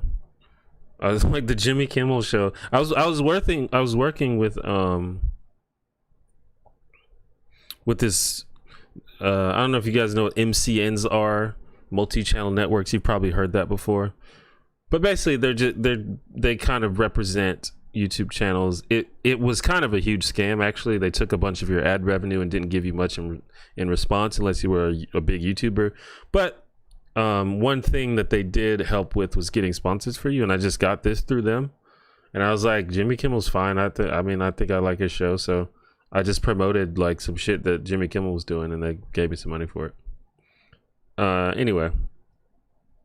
About Jimmy Kimmel, because you probably know who Jimmy Kimmel is. If you didn't know, Jimmy Kimmel is a late night talk show host, and he has a YouTube channel. There's all kinds of interviews and hilarious clips, but my personal favorite thing on Jimmy Kimmel's channel is the Celebrities Read Mean Tweets series, which is just what it sounds like. He gets celebrities to read mean tweets that other people have written about them, and every time they come out with a new one, I like fall on the floor laughing. It's so good. So if you have been living under a rock, if you haven't seen this or any of the other hilarious things on Jimmy Kimmel's channel, please click the annotation, click Jimmy's face right over here, or you could also click the link in the description box below. And while you're there, go ahead and give him a subscribe. I'm subscribed. It's awesome. I really am. And tell him Kevbo sent you. Now let's get to the video. Yo, what's up guys? This video is going to be a little bit different than normal. It's just going to be sort of a more relaxed video. I'm just getting in from a little mini vacation I took, and I'm kind of exhausted, which is why I'm sitting down right now instead of usually I stand up during videos. It's pretty crazy how just like sitting in a car for 4 hours can just take it out of you. Anyway, I went down to the beach at Gulf Shores, Alabama for about a week, and it's kind of a big deal for me because I like never leave my house. I just like sit in this room all day, and I pretty much only leave to like go to the bar or something. So me actually like going on a trip and doing outside stuff is like a huge deal. I went to the beach with my buddy Chris and his family. You might know Chris if you've ever seen any of my live streams. He's often a part of those. Hey, look at me, I'm Au Paris. Except not really Au Paris because she goes to actually cool places in the world, and I just went to a... Au Paris was another YouTuber that I really liked, but she kind of stopped making YouTube videos, which is sad. But she used to make travel videos all the time, and they were really good. Shitty little beach in Alabama. There's like 0 black people here. I found one. Found one? I particularly enjoyed the beach because it's been a long time since I've been to the beach. Like, it's been years, man. Which is pretty sad because the beach is like no more than 4 or 5 hours away from where I live now. But since I like rarely go to the beach or anything like that, it was a little bit, you know, sort of a... I had to like get used to the whole situation because I just don't do that. One of the most interesting things to me was how serious my buddies and their friends were about putting on sunscreen. Like, I understand white folks in their sunscreen, but they were like freaking out about it, and they were like applying sunscreen like every 5 minutes. I didn't know it was that deep. I feel for you white people. It is true that black people can get sunburned, but it's not nearly as much of a big deal unless you're like quite light skinned, which I am not, as you can tell. But hey, do what you gotta do. During the nighttime, we went to a couple bars and tried to meet some people. Chris's dad was like, I don't understand why you guys go to bars when you're on vacation. You can go to bars when you're at home. It seemed like you would want to go and do something new. I don't know though, that's just what we do. We want to meet new people. There's nothing wrong with that. Trying to be social. This past Friday, in what I assume was supposed to be the highlight of a trip, we went onto a fishing boat. I was gonna do some good old deep sea fishing. Unfortunately, I didn't really get to enjoy it because I almost immediately got seasick when on the boat. I mean, they warned me that I could get seasick, but I was like, being on a boat can't be that much different from being on a plane or being on a bus. Those things rock around a lot too, right? But apparently I can't deal with boats. So I guess I'll try it again next time, and I'll take the little motion sickness pills in advance. Yeah, I was throwing up the whole fucking time. Everyone else had fun, and they actually caught a bunch of fish. Because of like the laws of what's in season or not, a lot of the fish they had to throw back, but we did get to keep a lot of fish, and we brought some home, and you best believe we are going to eat the hell out of it. That's pretty much the gist of it. Just spend a weekend. Yo, that fish was so fucking good. It's like the best. I mean, I guess I never had like freshly caught fish before, but it was like, it's like easily the best fish I've ever had. Beach, nothing too crazy. It's just sort of a big deal for me because I never leave my house, so I thought I would share this with you because My life is mostly uneventful, so I thought if something cool happens, I would let you guys know. I don't talk that much about my life on my channel. If you want I me still to don't make talk more about my videos life about, that much, like, but my life, that's I have something that's to what the say, streams I are will, for or now. if you just want me to stick to the normal vlogs, I'll just do that. Let me know. It's up to you guys. If you have any ideas for... Yeah, the live streams now are how you can sort of get to know me more as a person and talk. Every now and then I talk about things in my life, instead of like making videos about it. But you know, maybe I'll make some videos about it on a different channel or something. Do I know the memes about Jimmy Kimmel being a far leftist force on YouTube? Memes, are these memes that actually like believe that's true? Yeah, I've never heard about that. I don't know. Yeah, I guess I don't know that much about Jimmy Kimmel's politics. He's clearly like Hollywood liberal, but maybe he's also a leftist. Pretty light skinned for a biracial man, so it's a requirement for me. Yeah, if you're light skinned, it can still be a problem. Like for me, I don't really get sunburns. I should probably still wear sunscreen just to protect my skin and stuff, but it doesn't, like I don't get sunburns when I'm out in the sun.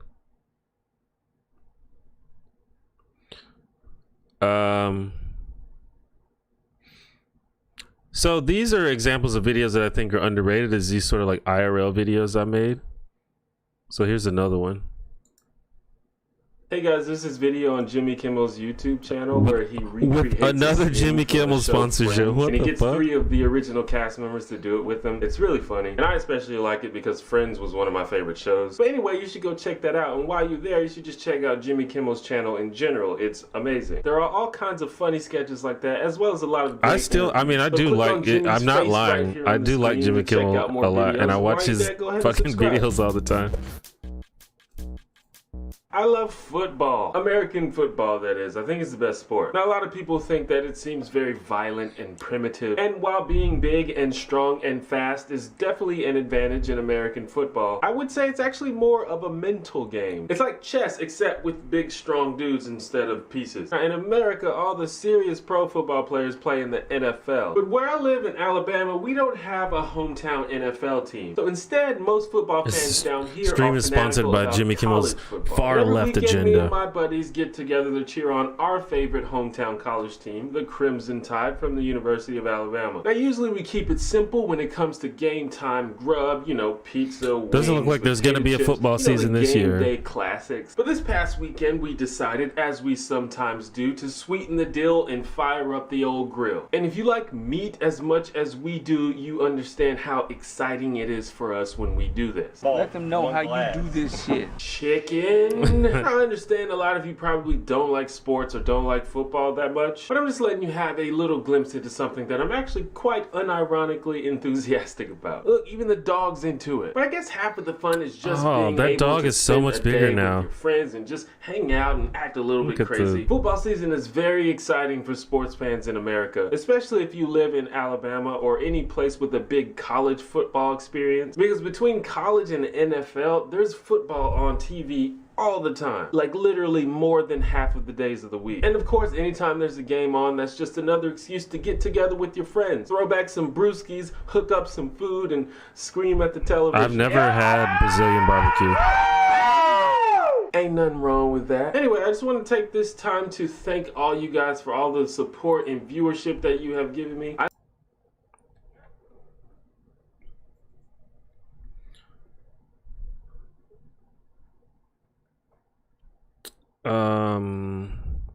But yeah, that's pretty much the end of that one. I keep forgetting to open a new tab. Holy shit. I'm so bad at this.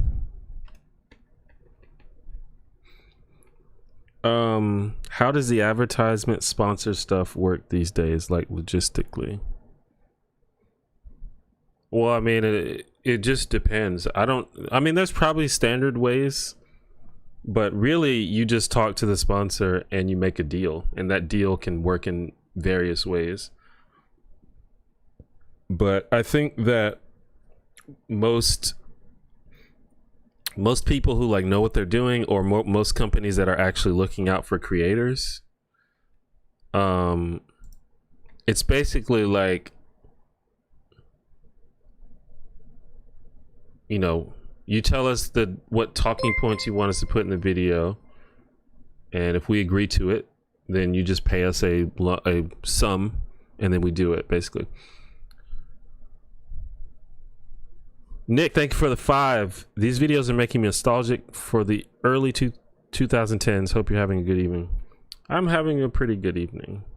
But yeah, I feel you on the nostalgia.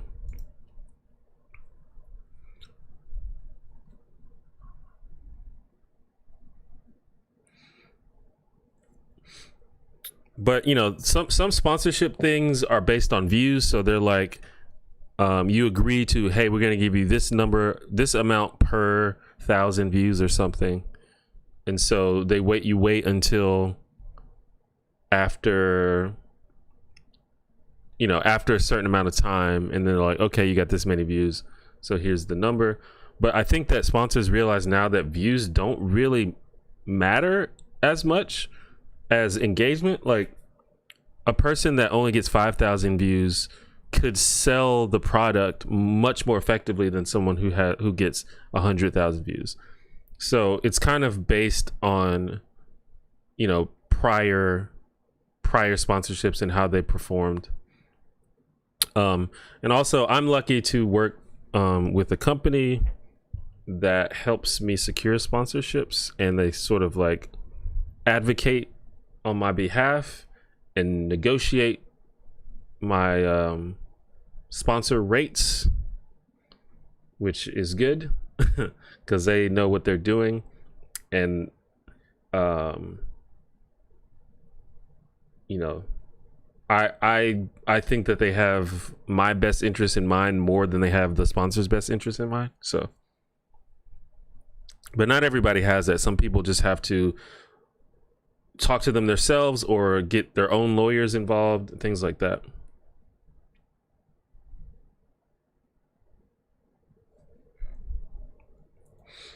And then this is the other, I think this is the last one, the other sort of IRL video. One thing that some of you know, but most of you probably don't know, is that I am super into competitive gaming. I'm a very competitive person in general. I like learning how to get good at stuff, and I like learning how to beat people at stuff. And naturally, this would apply to video games as well. And if you didn't know, they have major tournaments for a lot of popular video games. In fact, many people make their living by playing video games professionally. Two legends There's like teams of Smash, and sponsors and all kinds of shit like that. You have to be really, really good to do that, though. So as you might imagine, one of my favorite genres is fighting game, because that's one of the most competitive genres there is. You know, Street Fighter, Mortal Kombat. Still love fighting games. I love it all. But the one that I happen to have gotten the most into is the unique fighter/platformer/party game Super Smash Bros. After I made my video about going to the beach, a lot of people say that they would like to hear more about my life. Well, here's something I do in my life. Now, people who are unaware of this whole thing might find it surprising that there are even tournaments for Smash Brothers. I mean, it's a party game with fucking Donkey Kong and Pikachu on it. But once you break it down and study it a little bit and disable random elements like items and stage hazards, you actually have a pretty deep competitive game. So I've been going to Smash Brothers tournaments for over 10 years, and I went to one last Saturday. This one was kind of weird because it took place at a bar, which I've never experienced before. Usually tournaments are held in like gaming shops or LAN centers or like rented rooms in hotels and colleges, or sometimes even people's houses, but I've never been to one at a bar. Well, since it was at a bar, there was alcohol available, and some people reported that getting a drink actually helped them calm their nerves while playing in the tournament. I decided to stay away from it because I thought it would fuck with my motor skills or something, which you don't want. So Nintendo released 3 Smash Brothers games, and there's a 4th one on the way. I'm super excited, by the way. But Smash 4 was trash, by the way. So disappointing. Smash Ultimate's good though.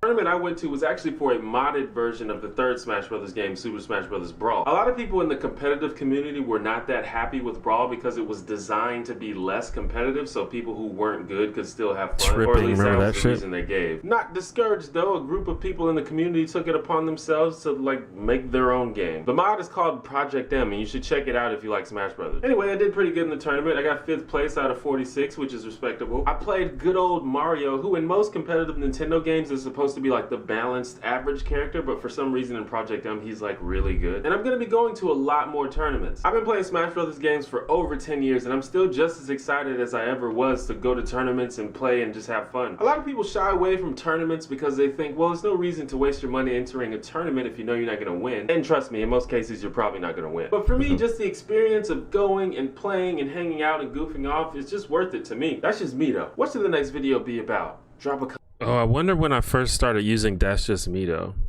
Wonder if I could find the video where I first said that. Because that is still, this is 2014, that's still my sign off. I went to more tournaments, but I eventually stopped going to tournaments. And so, here's why. Well, I don't know if y'all have heard about this, but like recently, like in the past month or so, there's been all this drama and scandals in a lot of gaming communities, but also the Smash community. And a lot of it involves inappropriate relationships with adults and minors. One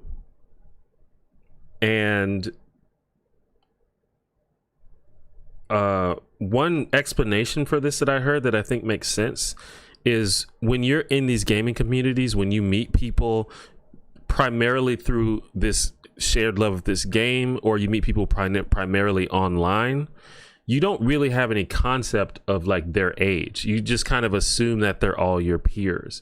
And especially if you don't have a lot of social experience outside of this community or outside of online interactions, you don't really have any concept is like, yo, that person, this might be an inappropriate relationship. Fortunately for me, I have social experience. Also, I don't know.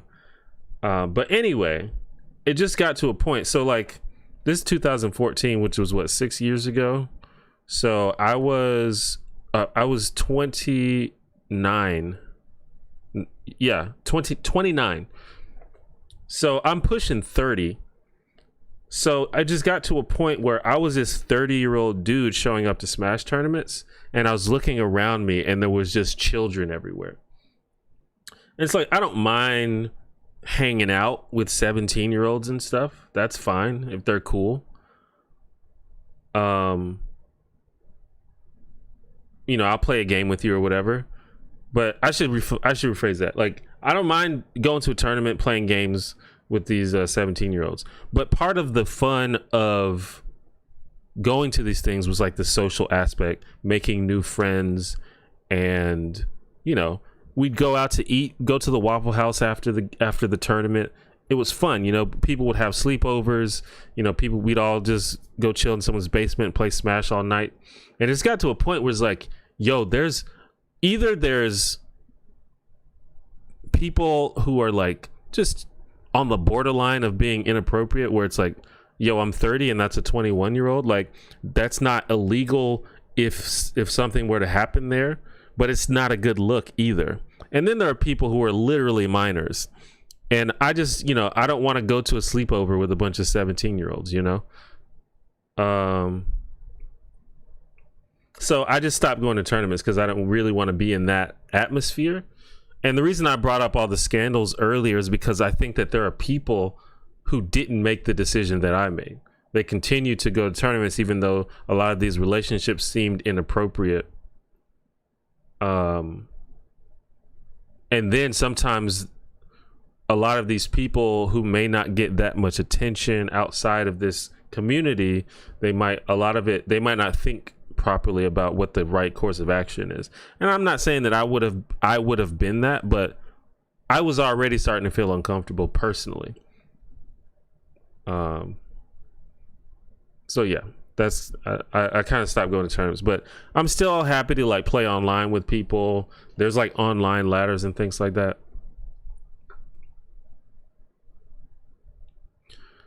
I went to a local Twilight Struggle tournament before the bad times. Didn't see too many kids there. It was fun. I did pretty well. Yeah, it's possible that a lot of the people have aged up, but like around that time, it was like, yo, all these people are like between 17 and 22, and I'm 30. It just doesn't seem like this is my scene right now. Do we just ban minors from tournaments? I don't know. It doesn't seem like you should ban minors from tournaments. Really, like, and this is like, there's been a lot of discussion about this. I don't think we need to take drastic actions and prevent these kids from playing because of other people's bad actions. So what we need to do is to punish the bad people and to prevent the bad people from joining the scene. I think that's what we need to focus on. And so a lot of people, all this stuff that's been happening in the gaming community, a lot of people are sad because it's like, oh man, that streamer that I really liked, or that Smash player, that fighting game player that I thought was cool is like a predator, or kind of shitty, or at least at the very least is not very good at making responsible decisions. And that sucks, but also it's good because that means we've identified a problem, and we are now removing that problem from the community, from the scene, and we will move on.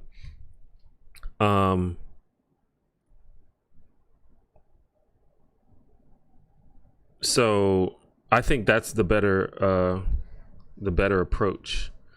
And like another streamer said, I think it was Ludwig, he was like, really all they are, like, you don't know these people, so all they are to you is they're good at a video game. Like, they might be like charismatic, they might be funny, but mainly they're just good at a game, or they're part of the community, they love a game. And if that's all they are, there's gonna be others. There's other people that are gonna be good at the game. There's other people that are gonna be charismatic. There's other people that are gonna be, you know, cool to hang out with, that aren't sexual predators. So we'll be fine.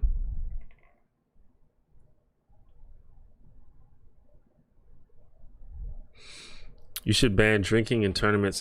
I'm okay with banning drinking in tournaments, but the problem is people will drink after. They'll go to the hotel room. That's where a lot of these scandalous actions happen, is like after the tournament, or in, like, you know, after the tournament in the hotel room and things like that, or, you know, even completely removed from tournaments, like in the off season. You know, some of these famous players are like flying out, you know, these young people to their homes and shit, you know, things like that. I don't know any specific details, but it'll be stuff like that too. Well, that's a problem with how people see the people they admire, right? Yeah, I agree, for sure. I mean, and that's a never-ending conversation, the parasocial relationships and things like that, where people will excuse really bad actions just because it's like, oh man, I know him, I know you're a good person. Like, there's a tweet where one of these people in the streaming community was accused of being like a sex pest, basically, and then just some random person commented on Twitter and is like they acknowledged that he did something bad, but he's like, look, I know you're a good person, but you know, you maybe need to take some time away. And then like another streamer commented under that, like, what the fuck are you talking about? How do you know they're a good person? You don't know anything about them. You don't know anything about this situation. You just have this parasocial relationship, and they seem cool to you on their stream because obviously they're putting on a show for you, but you don't know. So yeah. That was an interesting little tangent, but it's true. But yeah, that's basically why I stopped going to Smash Brothers tournaments. I would like to go to a tournament.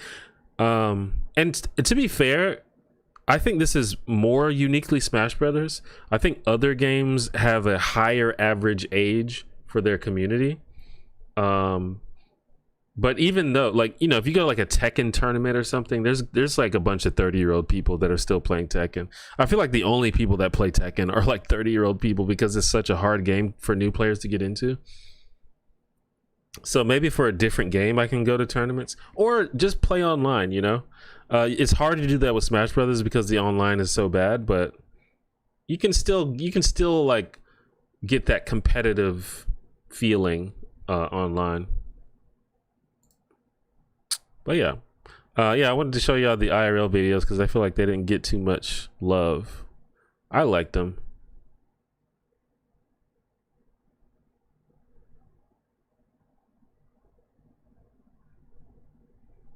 I thought these thumbnails were so good, but they're all bad. It's not that they're like ugly. I mean, they are kind of ugly, but I thought that they were like clickbaity, but they don't even seem like, I don't think anyone would see these and want to click on them. I think I was just being lazy because I found like a template that I was just using for all the videos.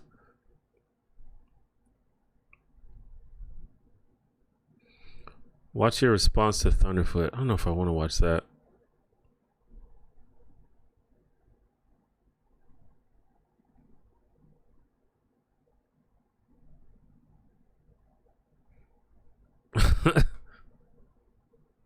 Like part of this is I know that it's cringy, and that's part of the fun, is watching something that's cringy. But I just feel like that video, because I've talked a lot about how I don't like response videos, and because I think it's just the whole format is flawed. And that's a response video, and it has the same problems as any other response video. It also talks about rape a lot, which it's like, I don't know, do we really want to bring the mood down like that?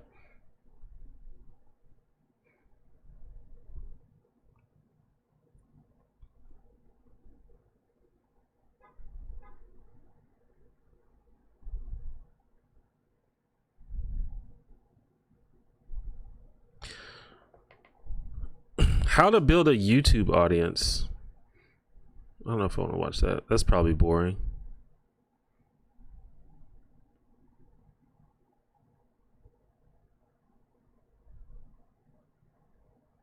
The gender pay gap. I made like 4 videos about the gender pay gap.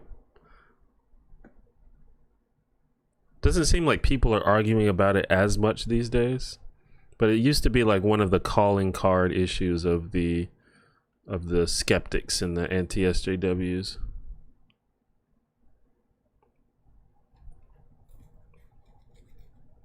Police one seems relevant. Oh yeah, I didn't see that one. New subscriber here. I've only seen a couple of your videos. I just saw a thumbnail for why I don't like the police. Okay, yeah, a lot of people will see that. I don't really like the police.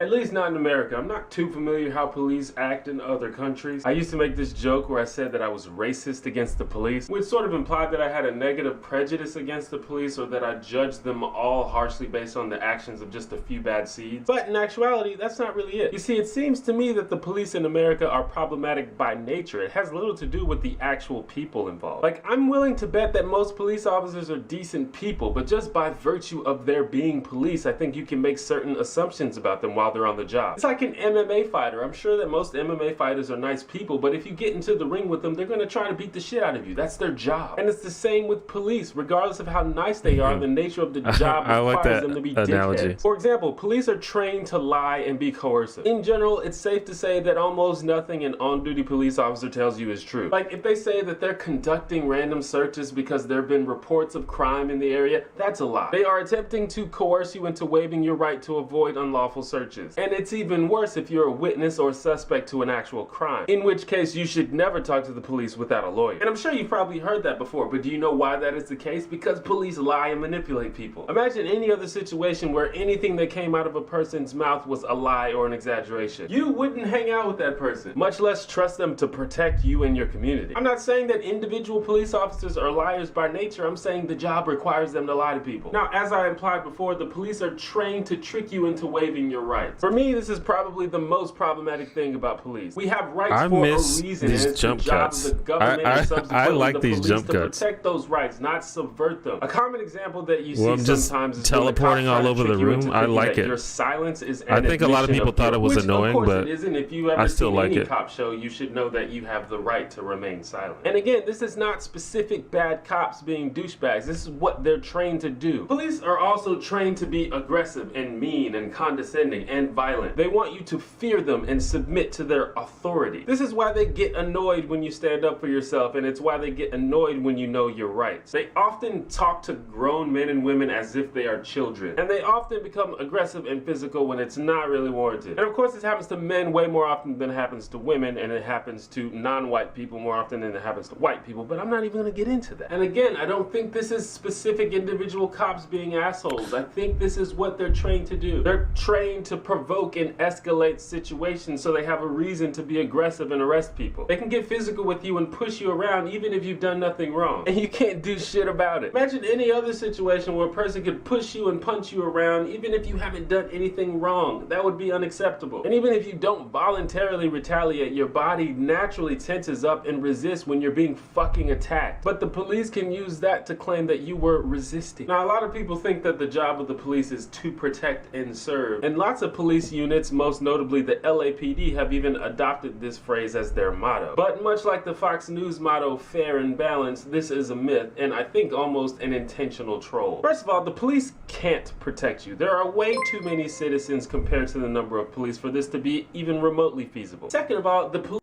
Let's let me thank for the $2. How many times do you watch a video before I post? Well, just by the nature of the fact that I have to make the video, I've probably watched it dozens of times before it's actually like completely uploaded.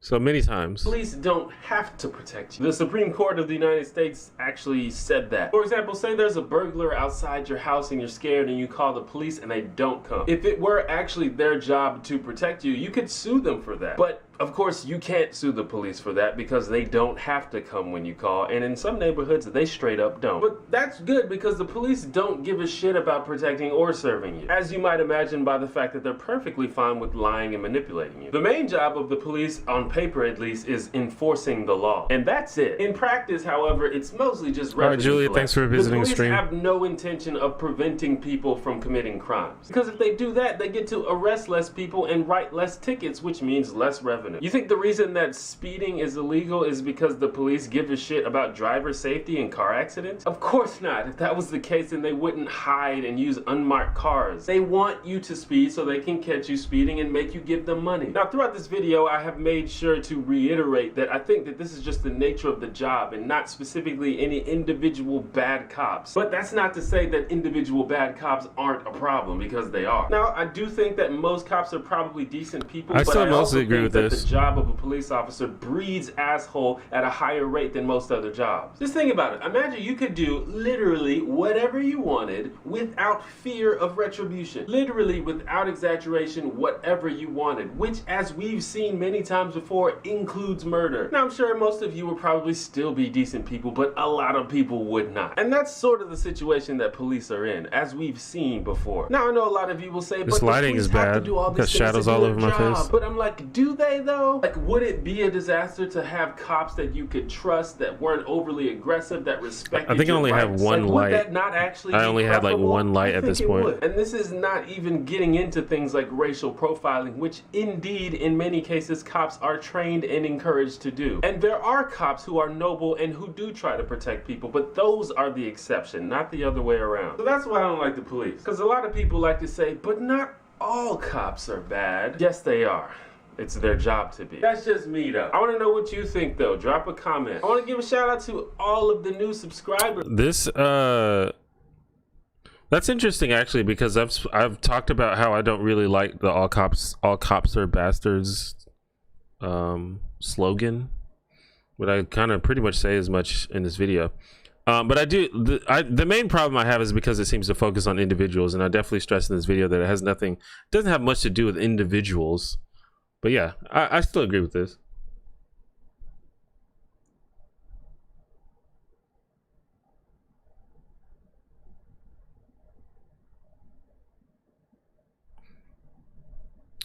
Yeah, I wasn't sure what, I couldn't even remember what I said in that video.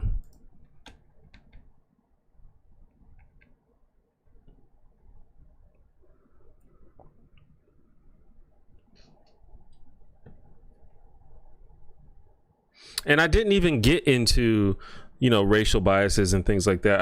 I remember like I intentionally was like, I don't want to talk about the racial aspect of it because there's more to it than that.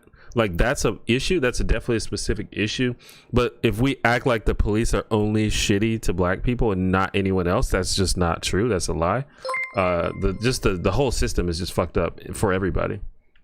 I'm out T1J. Thanks for all the great video memories. I'm out. One last question. Who do you got in a fight between Submariner and Aquaman in a fight and why? Who do I got in a fight between Submariner and Aquaman? I actually don't know that much about Submariner, but Aquaman is OP as fuck. I think a lot of people don't realize how powerful Aquaman is, so I'm just gonna vote for Aquaman.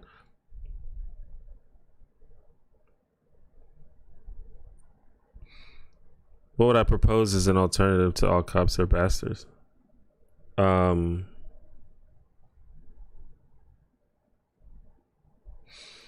I don't know. I've sort of come around to defund the police.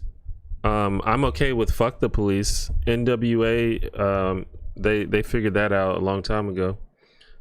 I just anything that is focusing on individuals, I think is wrong-headed. If you're talking about the system as a whole, the institution as a whole, then I'm usually fine with it because the institution is clearly broken from the ground up. Obviously, there are some situations where we do need to talk about individuals, but not as a whole. Carlos Valencia 27, thank you for the $2. The idea about defunding the police is that it needs more explanation. It needs, you can't just say defund the police. You have to explain what you mean by that. But the idea, I don't talk about it. I didn't really conceive of it back then when I made that video, but the idea that the police needs to be changed, it needs to be something different than what it is, like something almost completely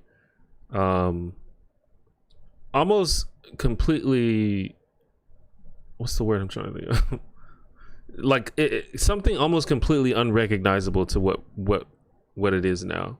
And that's why defunding the police and reallocating those funds into other things is an idea that kind of makes sense.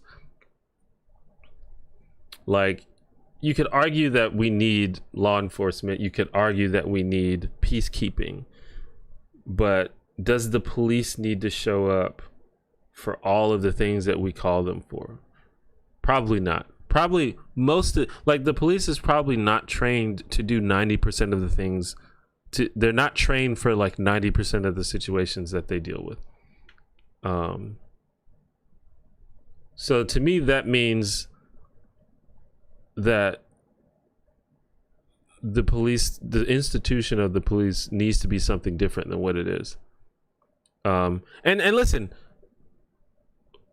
the police are undertrained for sure, but also all of the things that we ask police to do, there's no way that they can be trained for every single situation. They can't be trained. They can't be experts at how to deal with mentally ill people, and experts at how to deal with domestic disputes, and experts about how to deal with animals, and experts at the law, and experts at, judges and jury. Like, there's no way for one job to be able to handle all that. So in some ways, you can even sympathize for the police because they have way too much that they're asked to do. So that's what people mean by defund the police. They don't need to handle all those things. They can handle very specific things that they then can be properly trained for, and then you can allocate those funds to other organizations, other groups, other people that are actually trained to deal with those situations.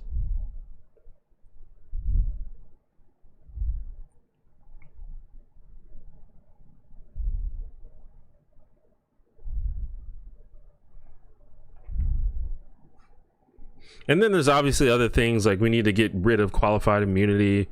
We need to get rid of just this whole buddy system between criminal justice system, law enforcement, judges, lawyers, and police. There probably needs to be some kind of sensitivity training that's required, bias training, things of that nature. So there's other things too, but I think the main idea is the police are just not trained to handle any of the situations that they handle.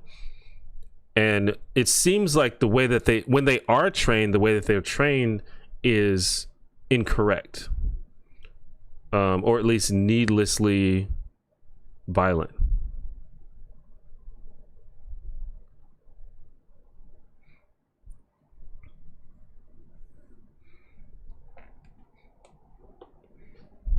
I think the priority is defunding the police, because many of the situations where the violence happens and where the killings happen are situations which they are not trained to deal with.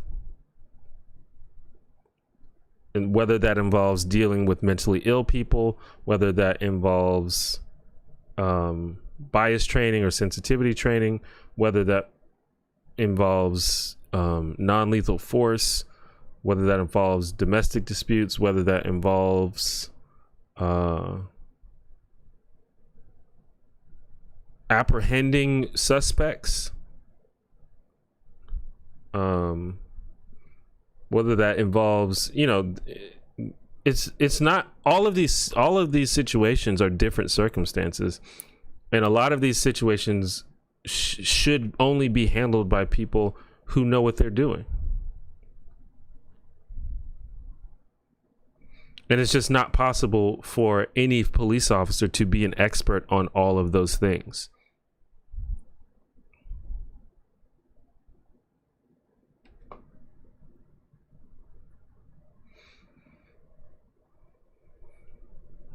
And it's complicated. I mean, I think that's the main issue. But again, yes, they need to learn how to de-escalate. It's clear that a lot of police officers are trained to shoot to kill at the first sign of any danger, and that's not going to work. You can't do that. That's going to result in too many people dying that shouldn't be dead.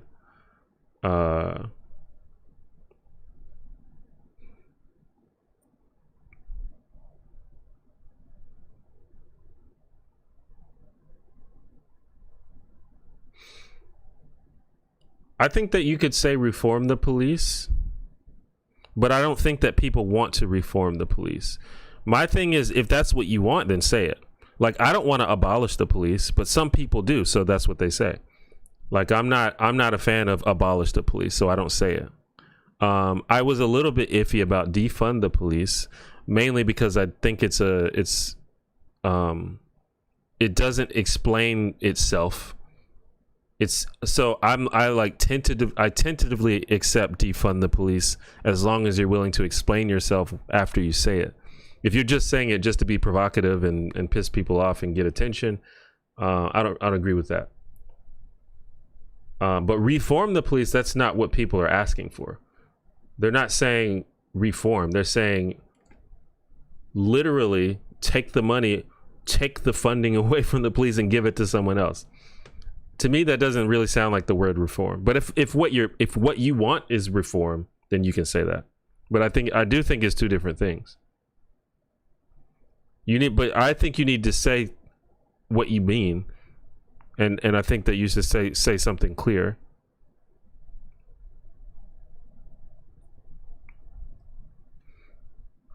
I mean, it's possible that people want police reform over defunding, but I think that just because something is the majority doesn't mean that it's correct. But, it's possible.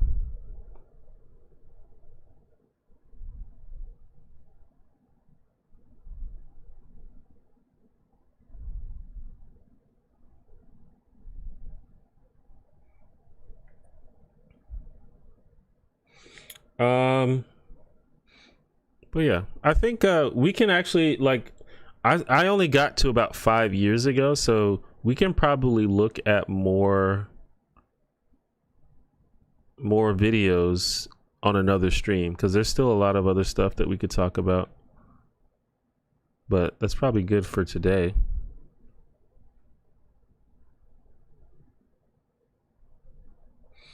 And I don't know, I mean, people say like reforming the police doesn't work or whatever, and it's like, I don't know, like these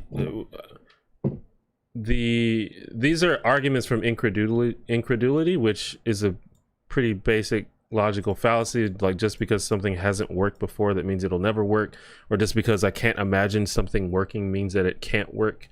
It's just not a very good argument. So I don't really like that aspect of it, but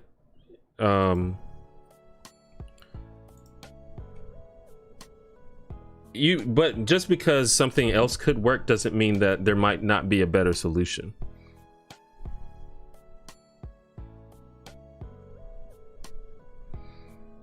Let's look at discourse from when anti-SJWs were dominant. Well, that's around the time that we're getting to, so we can look at that on another stream.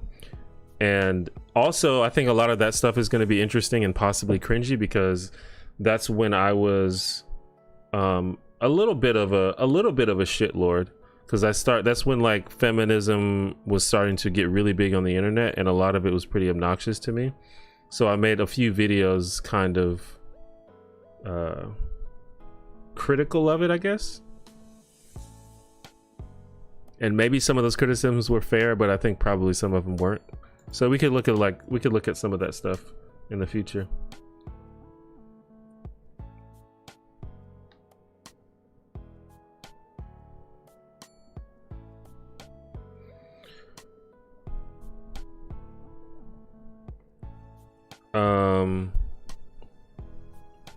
Yeah, I mean, I've always said that we should treat police as public servants, which is what, you know, it's like what they claim that they are, but instead they are authority figures. So they should be servants, not authority figures. And so we need to rearrange the system so that that's more of what we get.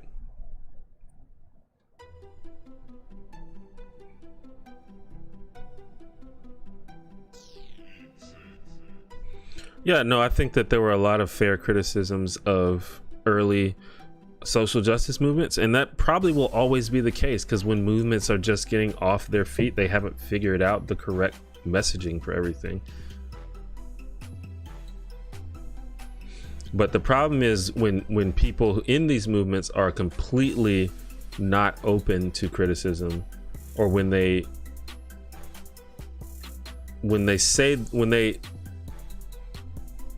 accuse anybody that criticizes them of being like bigots or sexist or stupid, things like that. And listen, a lot of criticism of social justice movements is uncharitable and mean-spirited, and I try to avoid that myself. I don't think I engage in too much of that because I hate that, and you can tell I just watched a bunch of my videos. None of them were mean-spirited. I feel like there was always an element of respect and compassion ever since the beginning of my channel. And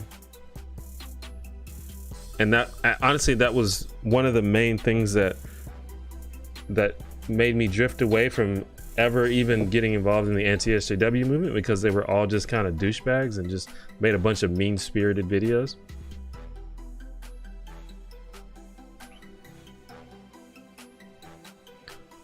What's up, Alicia?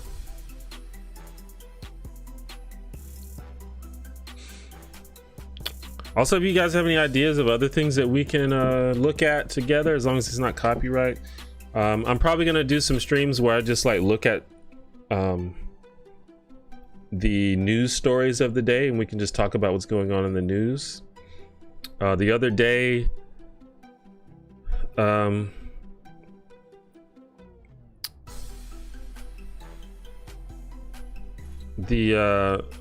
sorry, I got distracted. Lost my train of thought.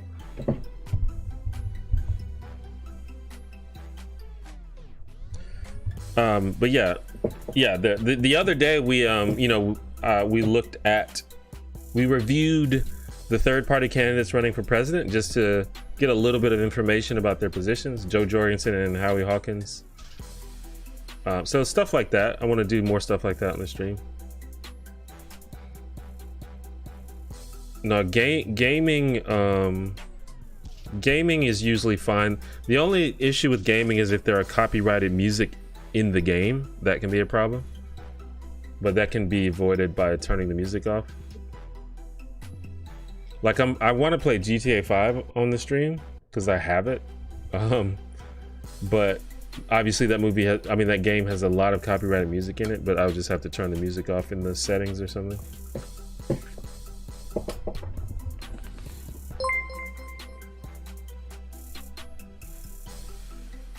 Aaron Porter, thank you for the 5. New sub here. I disagree with you on most things, but I'm glad you're making honest, thoughtful content. Well, I appreciate it. I mean, I don't expect people to agree with me on things, but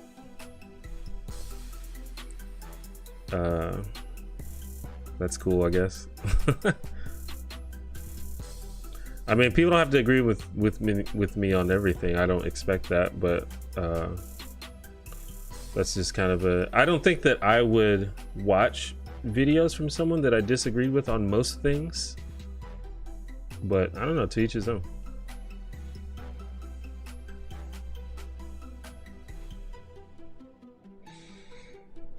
Yeah, see, there are people that I was into, like the anti-SJW light people, like not like the full-on wacky folks, but like, and it was a lot of the people who made like skeptic atheist videos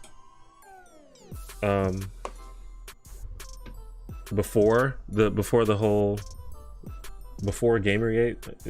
probably. Like Thunderfoot, for example. Thunderfoot was a good example. I was a big fan of Thunderfoot, and then he just like went off the deep end.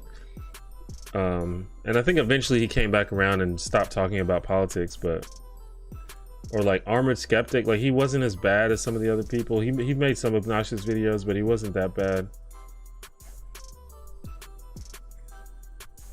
But then there were people like I was never into Sargon. Like Sargon was pretty bad.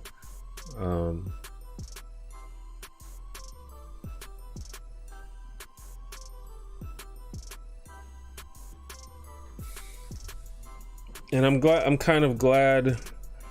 I talked about this before, but that's kind of how I found a lot of the more progressive left-leaning creators, is because I was sort of engaging with all of this weird anti-feminist like garbage on YouTube, and then people were like, hey, you know that there's like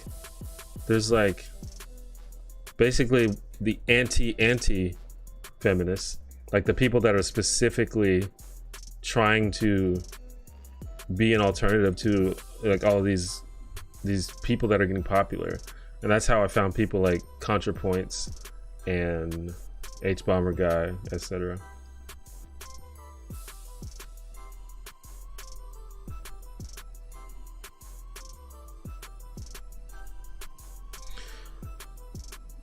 Yeah, I resist this notion a lot, because the idea that SJWs are like extreme leftists. As a person who used to get called an SJW all the time, and as a person who knows people that get called SJWs all the time, the idea of an SJW is like almost meaningless to me. So when people are like SJWs are bad, it's like, I don't know what that means, because people just use the term SJW to describe anybody that is vaguely concerned with social justice. If in fact SJW refers to extreme people, then I feel like that's like not a real thing. Every now and then you could find some video of some wacky person screaming at the top of their lungs or saying dumb shit like all P and V sex is sexual assault or something. You can find that, but the idea that represents like any large, like not even majority, like any large segment of any movement, I feel like it doesn't exist.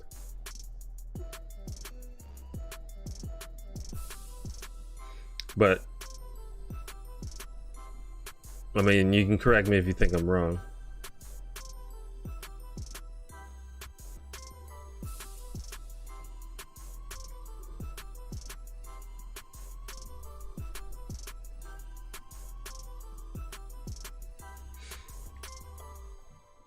I think that a lot of those people were useful to the alt-right. I think they did a lot to help us, to help sort of normalize a lot of those voices. A lot of the people who ended up being like legitimate, basically, if not neo-Nazis, like neo-Nazi adjacent.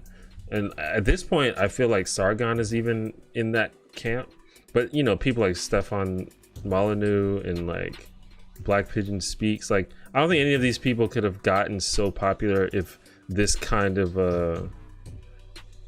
rhetoric wasn't normalized by these anti-SJWs.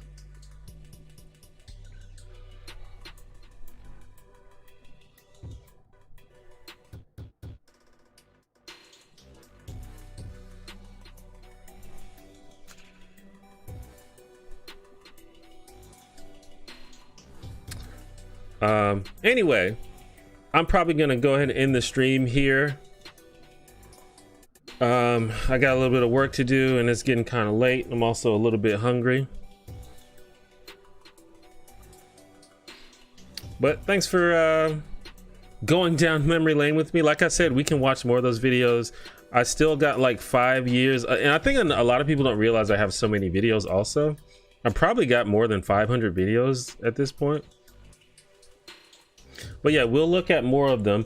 Also, I'm doing a cooking stream. My homie goal was 50 homies, and as you can see, we've reached our goal. And the incentive for reaching 50 homies was to do a cooking stream. So I will probably do that soon, probably next week. So look out for that. And as you can see, the next homie goal is Bishop cosplay. Guess I could show that, right? I just, ever since I saw Days of Future Past, Bishop is already like one of my favorite comic book characters. But then, you know, they actually made a live action version of him, and I think he looked awesome. He didn't really have a great big part in the movie. In fact, he had a very small part in the movie, but he looked fucking awesome. And I've always wanted to cosplay that because there are not that many great cosplays for black dudes with dreads. So I'll do that. And yes, I will try to stream earlier more often. It is a bit late. It's even late for me. Like, I generally don't want to stream this late. So, I mean, I'll still do it every now and then, but normally I want to stream earlier, and I want to even try to have some really early streams so people in Europe are not inconvenienced at all. Like, I might try to stream at like 10 a.m. my time or something, which is more convenient for people in other parts of the world.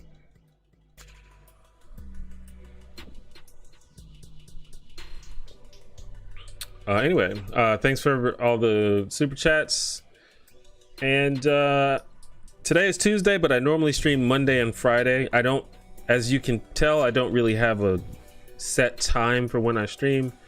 It's just kind of random. So the best way to just know when the stream is up is to make sure you subscribe to the channel and have clicked the notification bell and enabled alerts. That is the absolute best way to make sure you don't miss streams.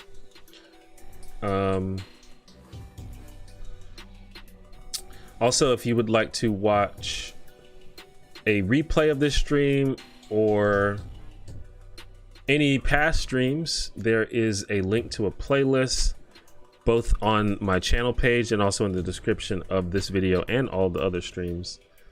And that's the only way that you can watch those because they are unlisted, they're not public. But if you have the link, you can watch them. I just didn't want them to clog up my channel publicly. And there's lots of other stuff in the description of the video below, such as my social media, how you can keep up with me, and also how you can support me in the channel. I do have a video coming out this week, so look out for that. It'll be out in a couple of days, so look out for that. So that'll be the next time you see my face on this channel, when I'm gonna come out with the next video. And then after that, I'll see you on Friday on the stream. So that'll be it. Sorry for people that just got here, but I'll see you on Friday. And I believe that's it. Okay, bye.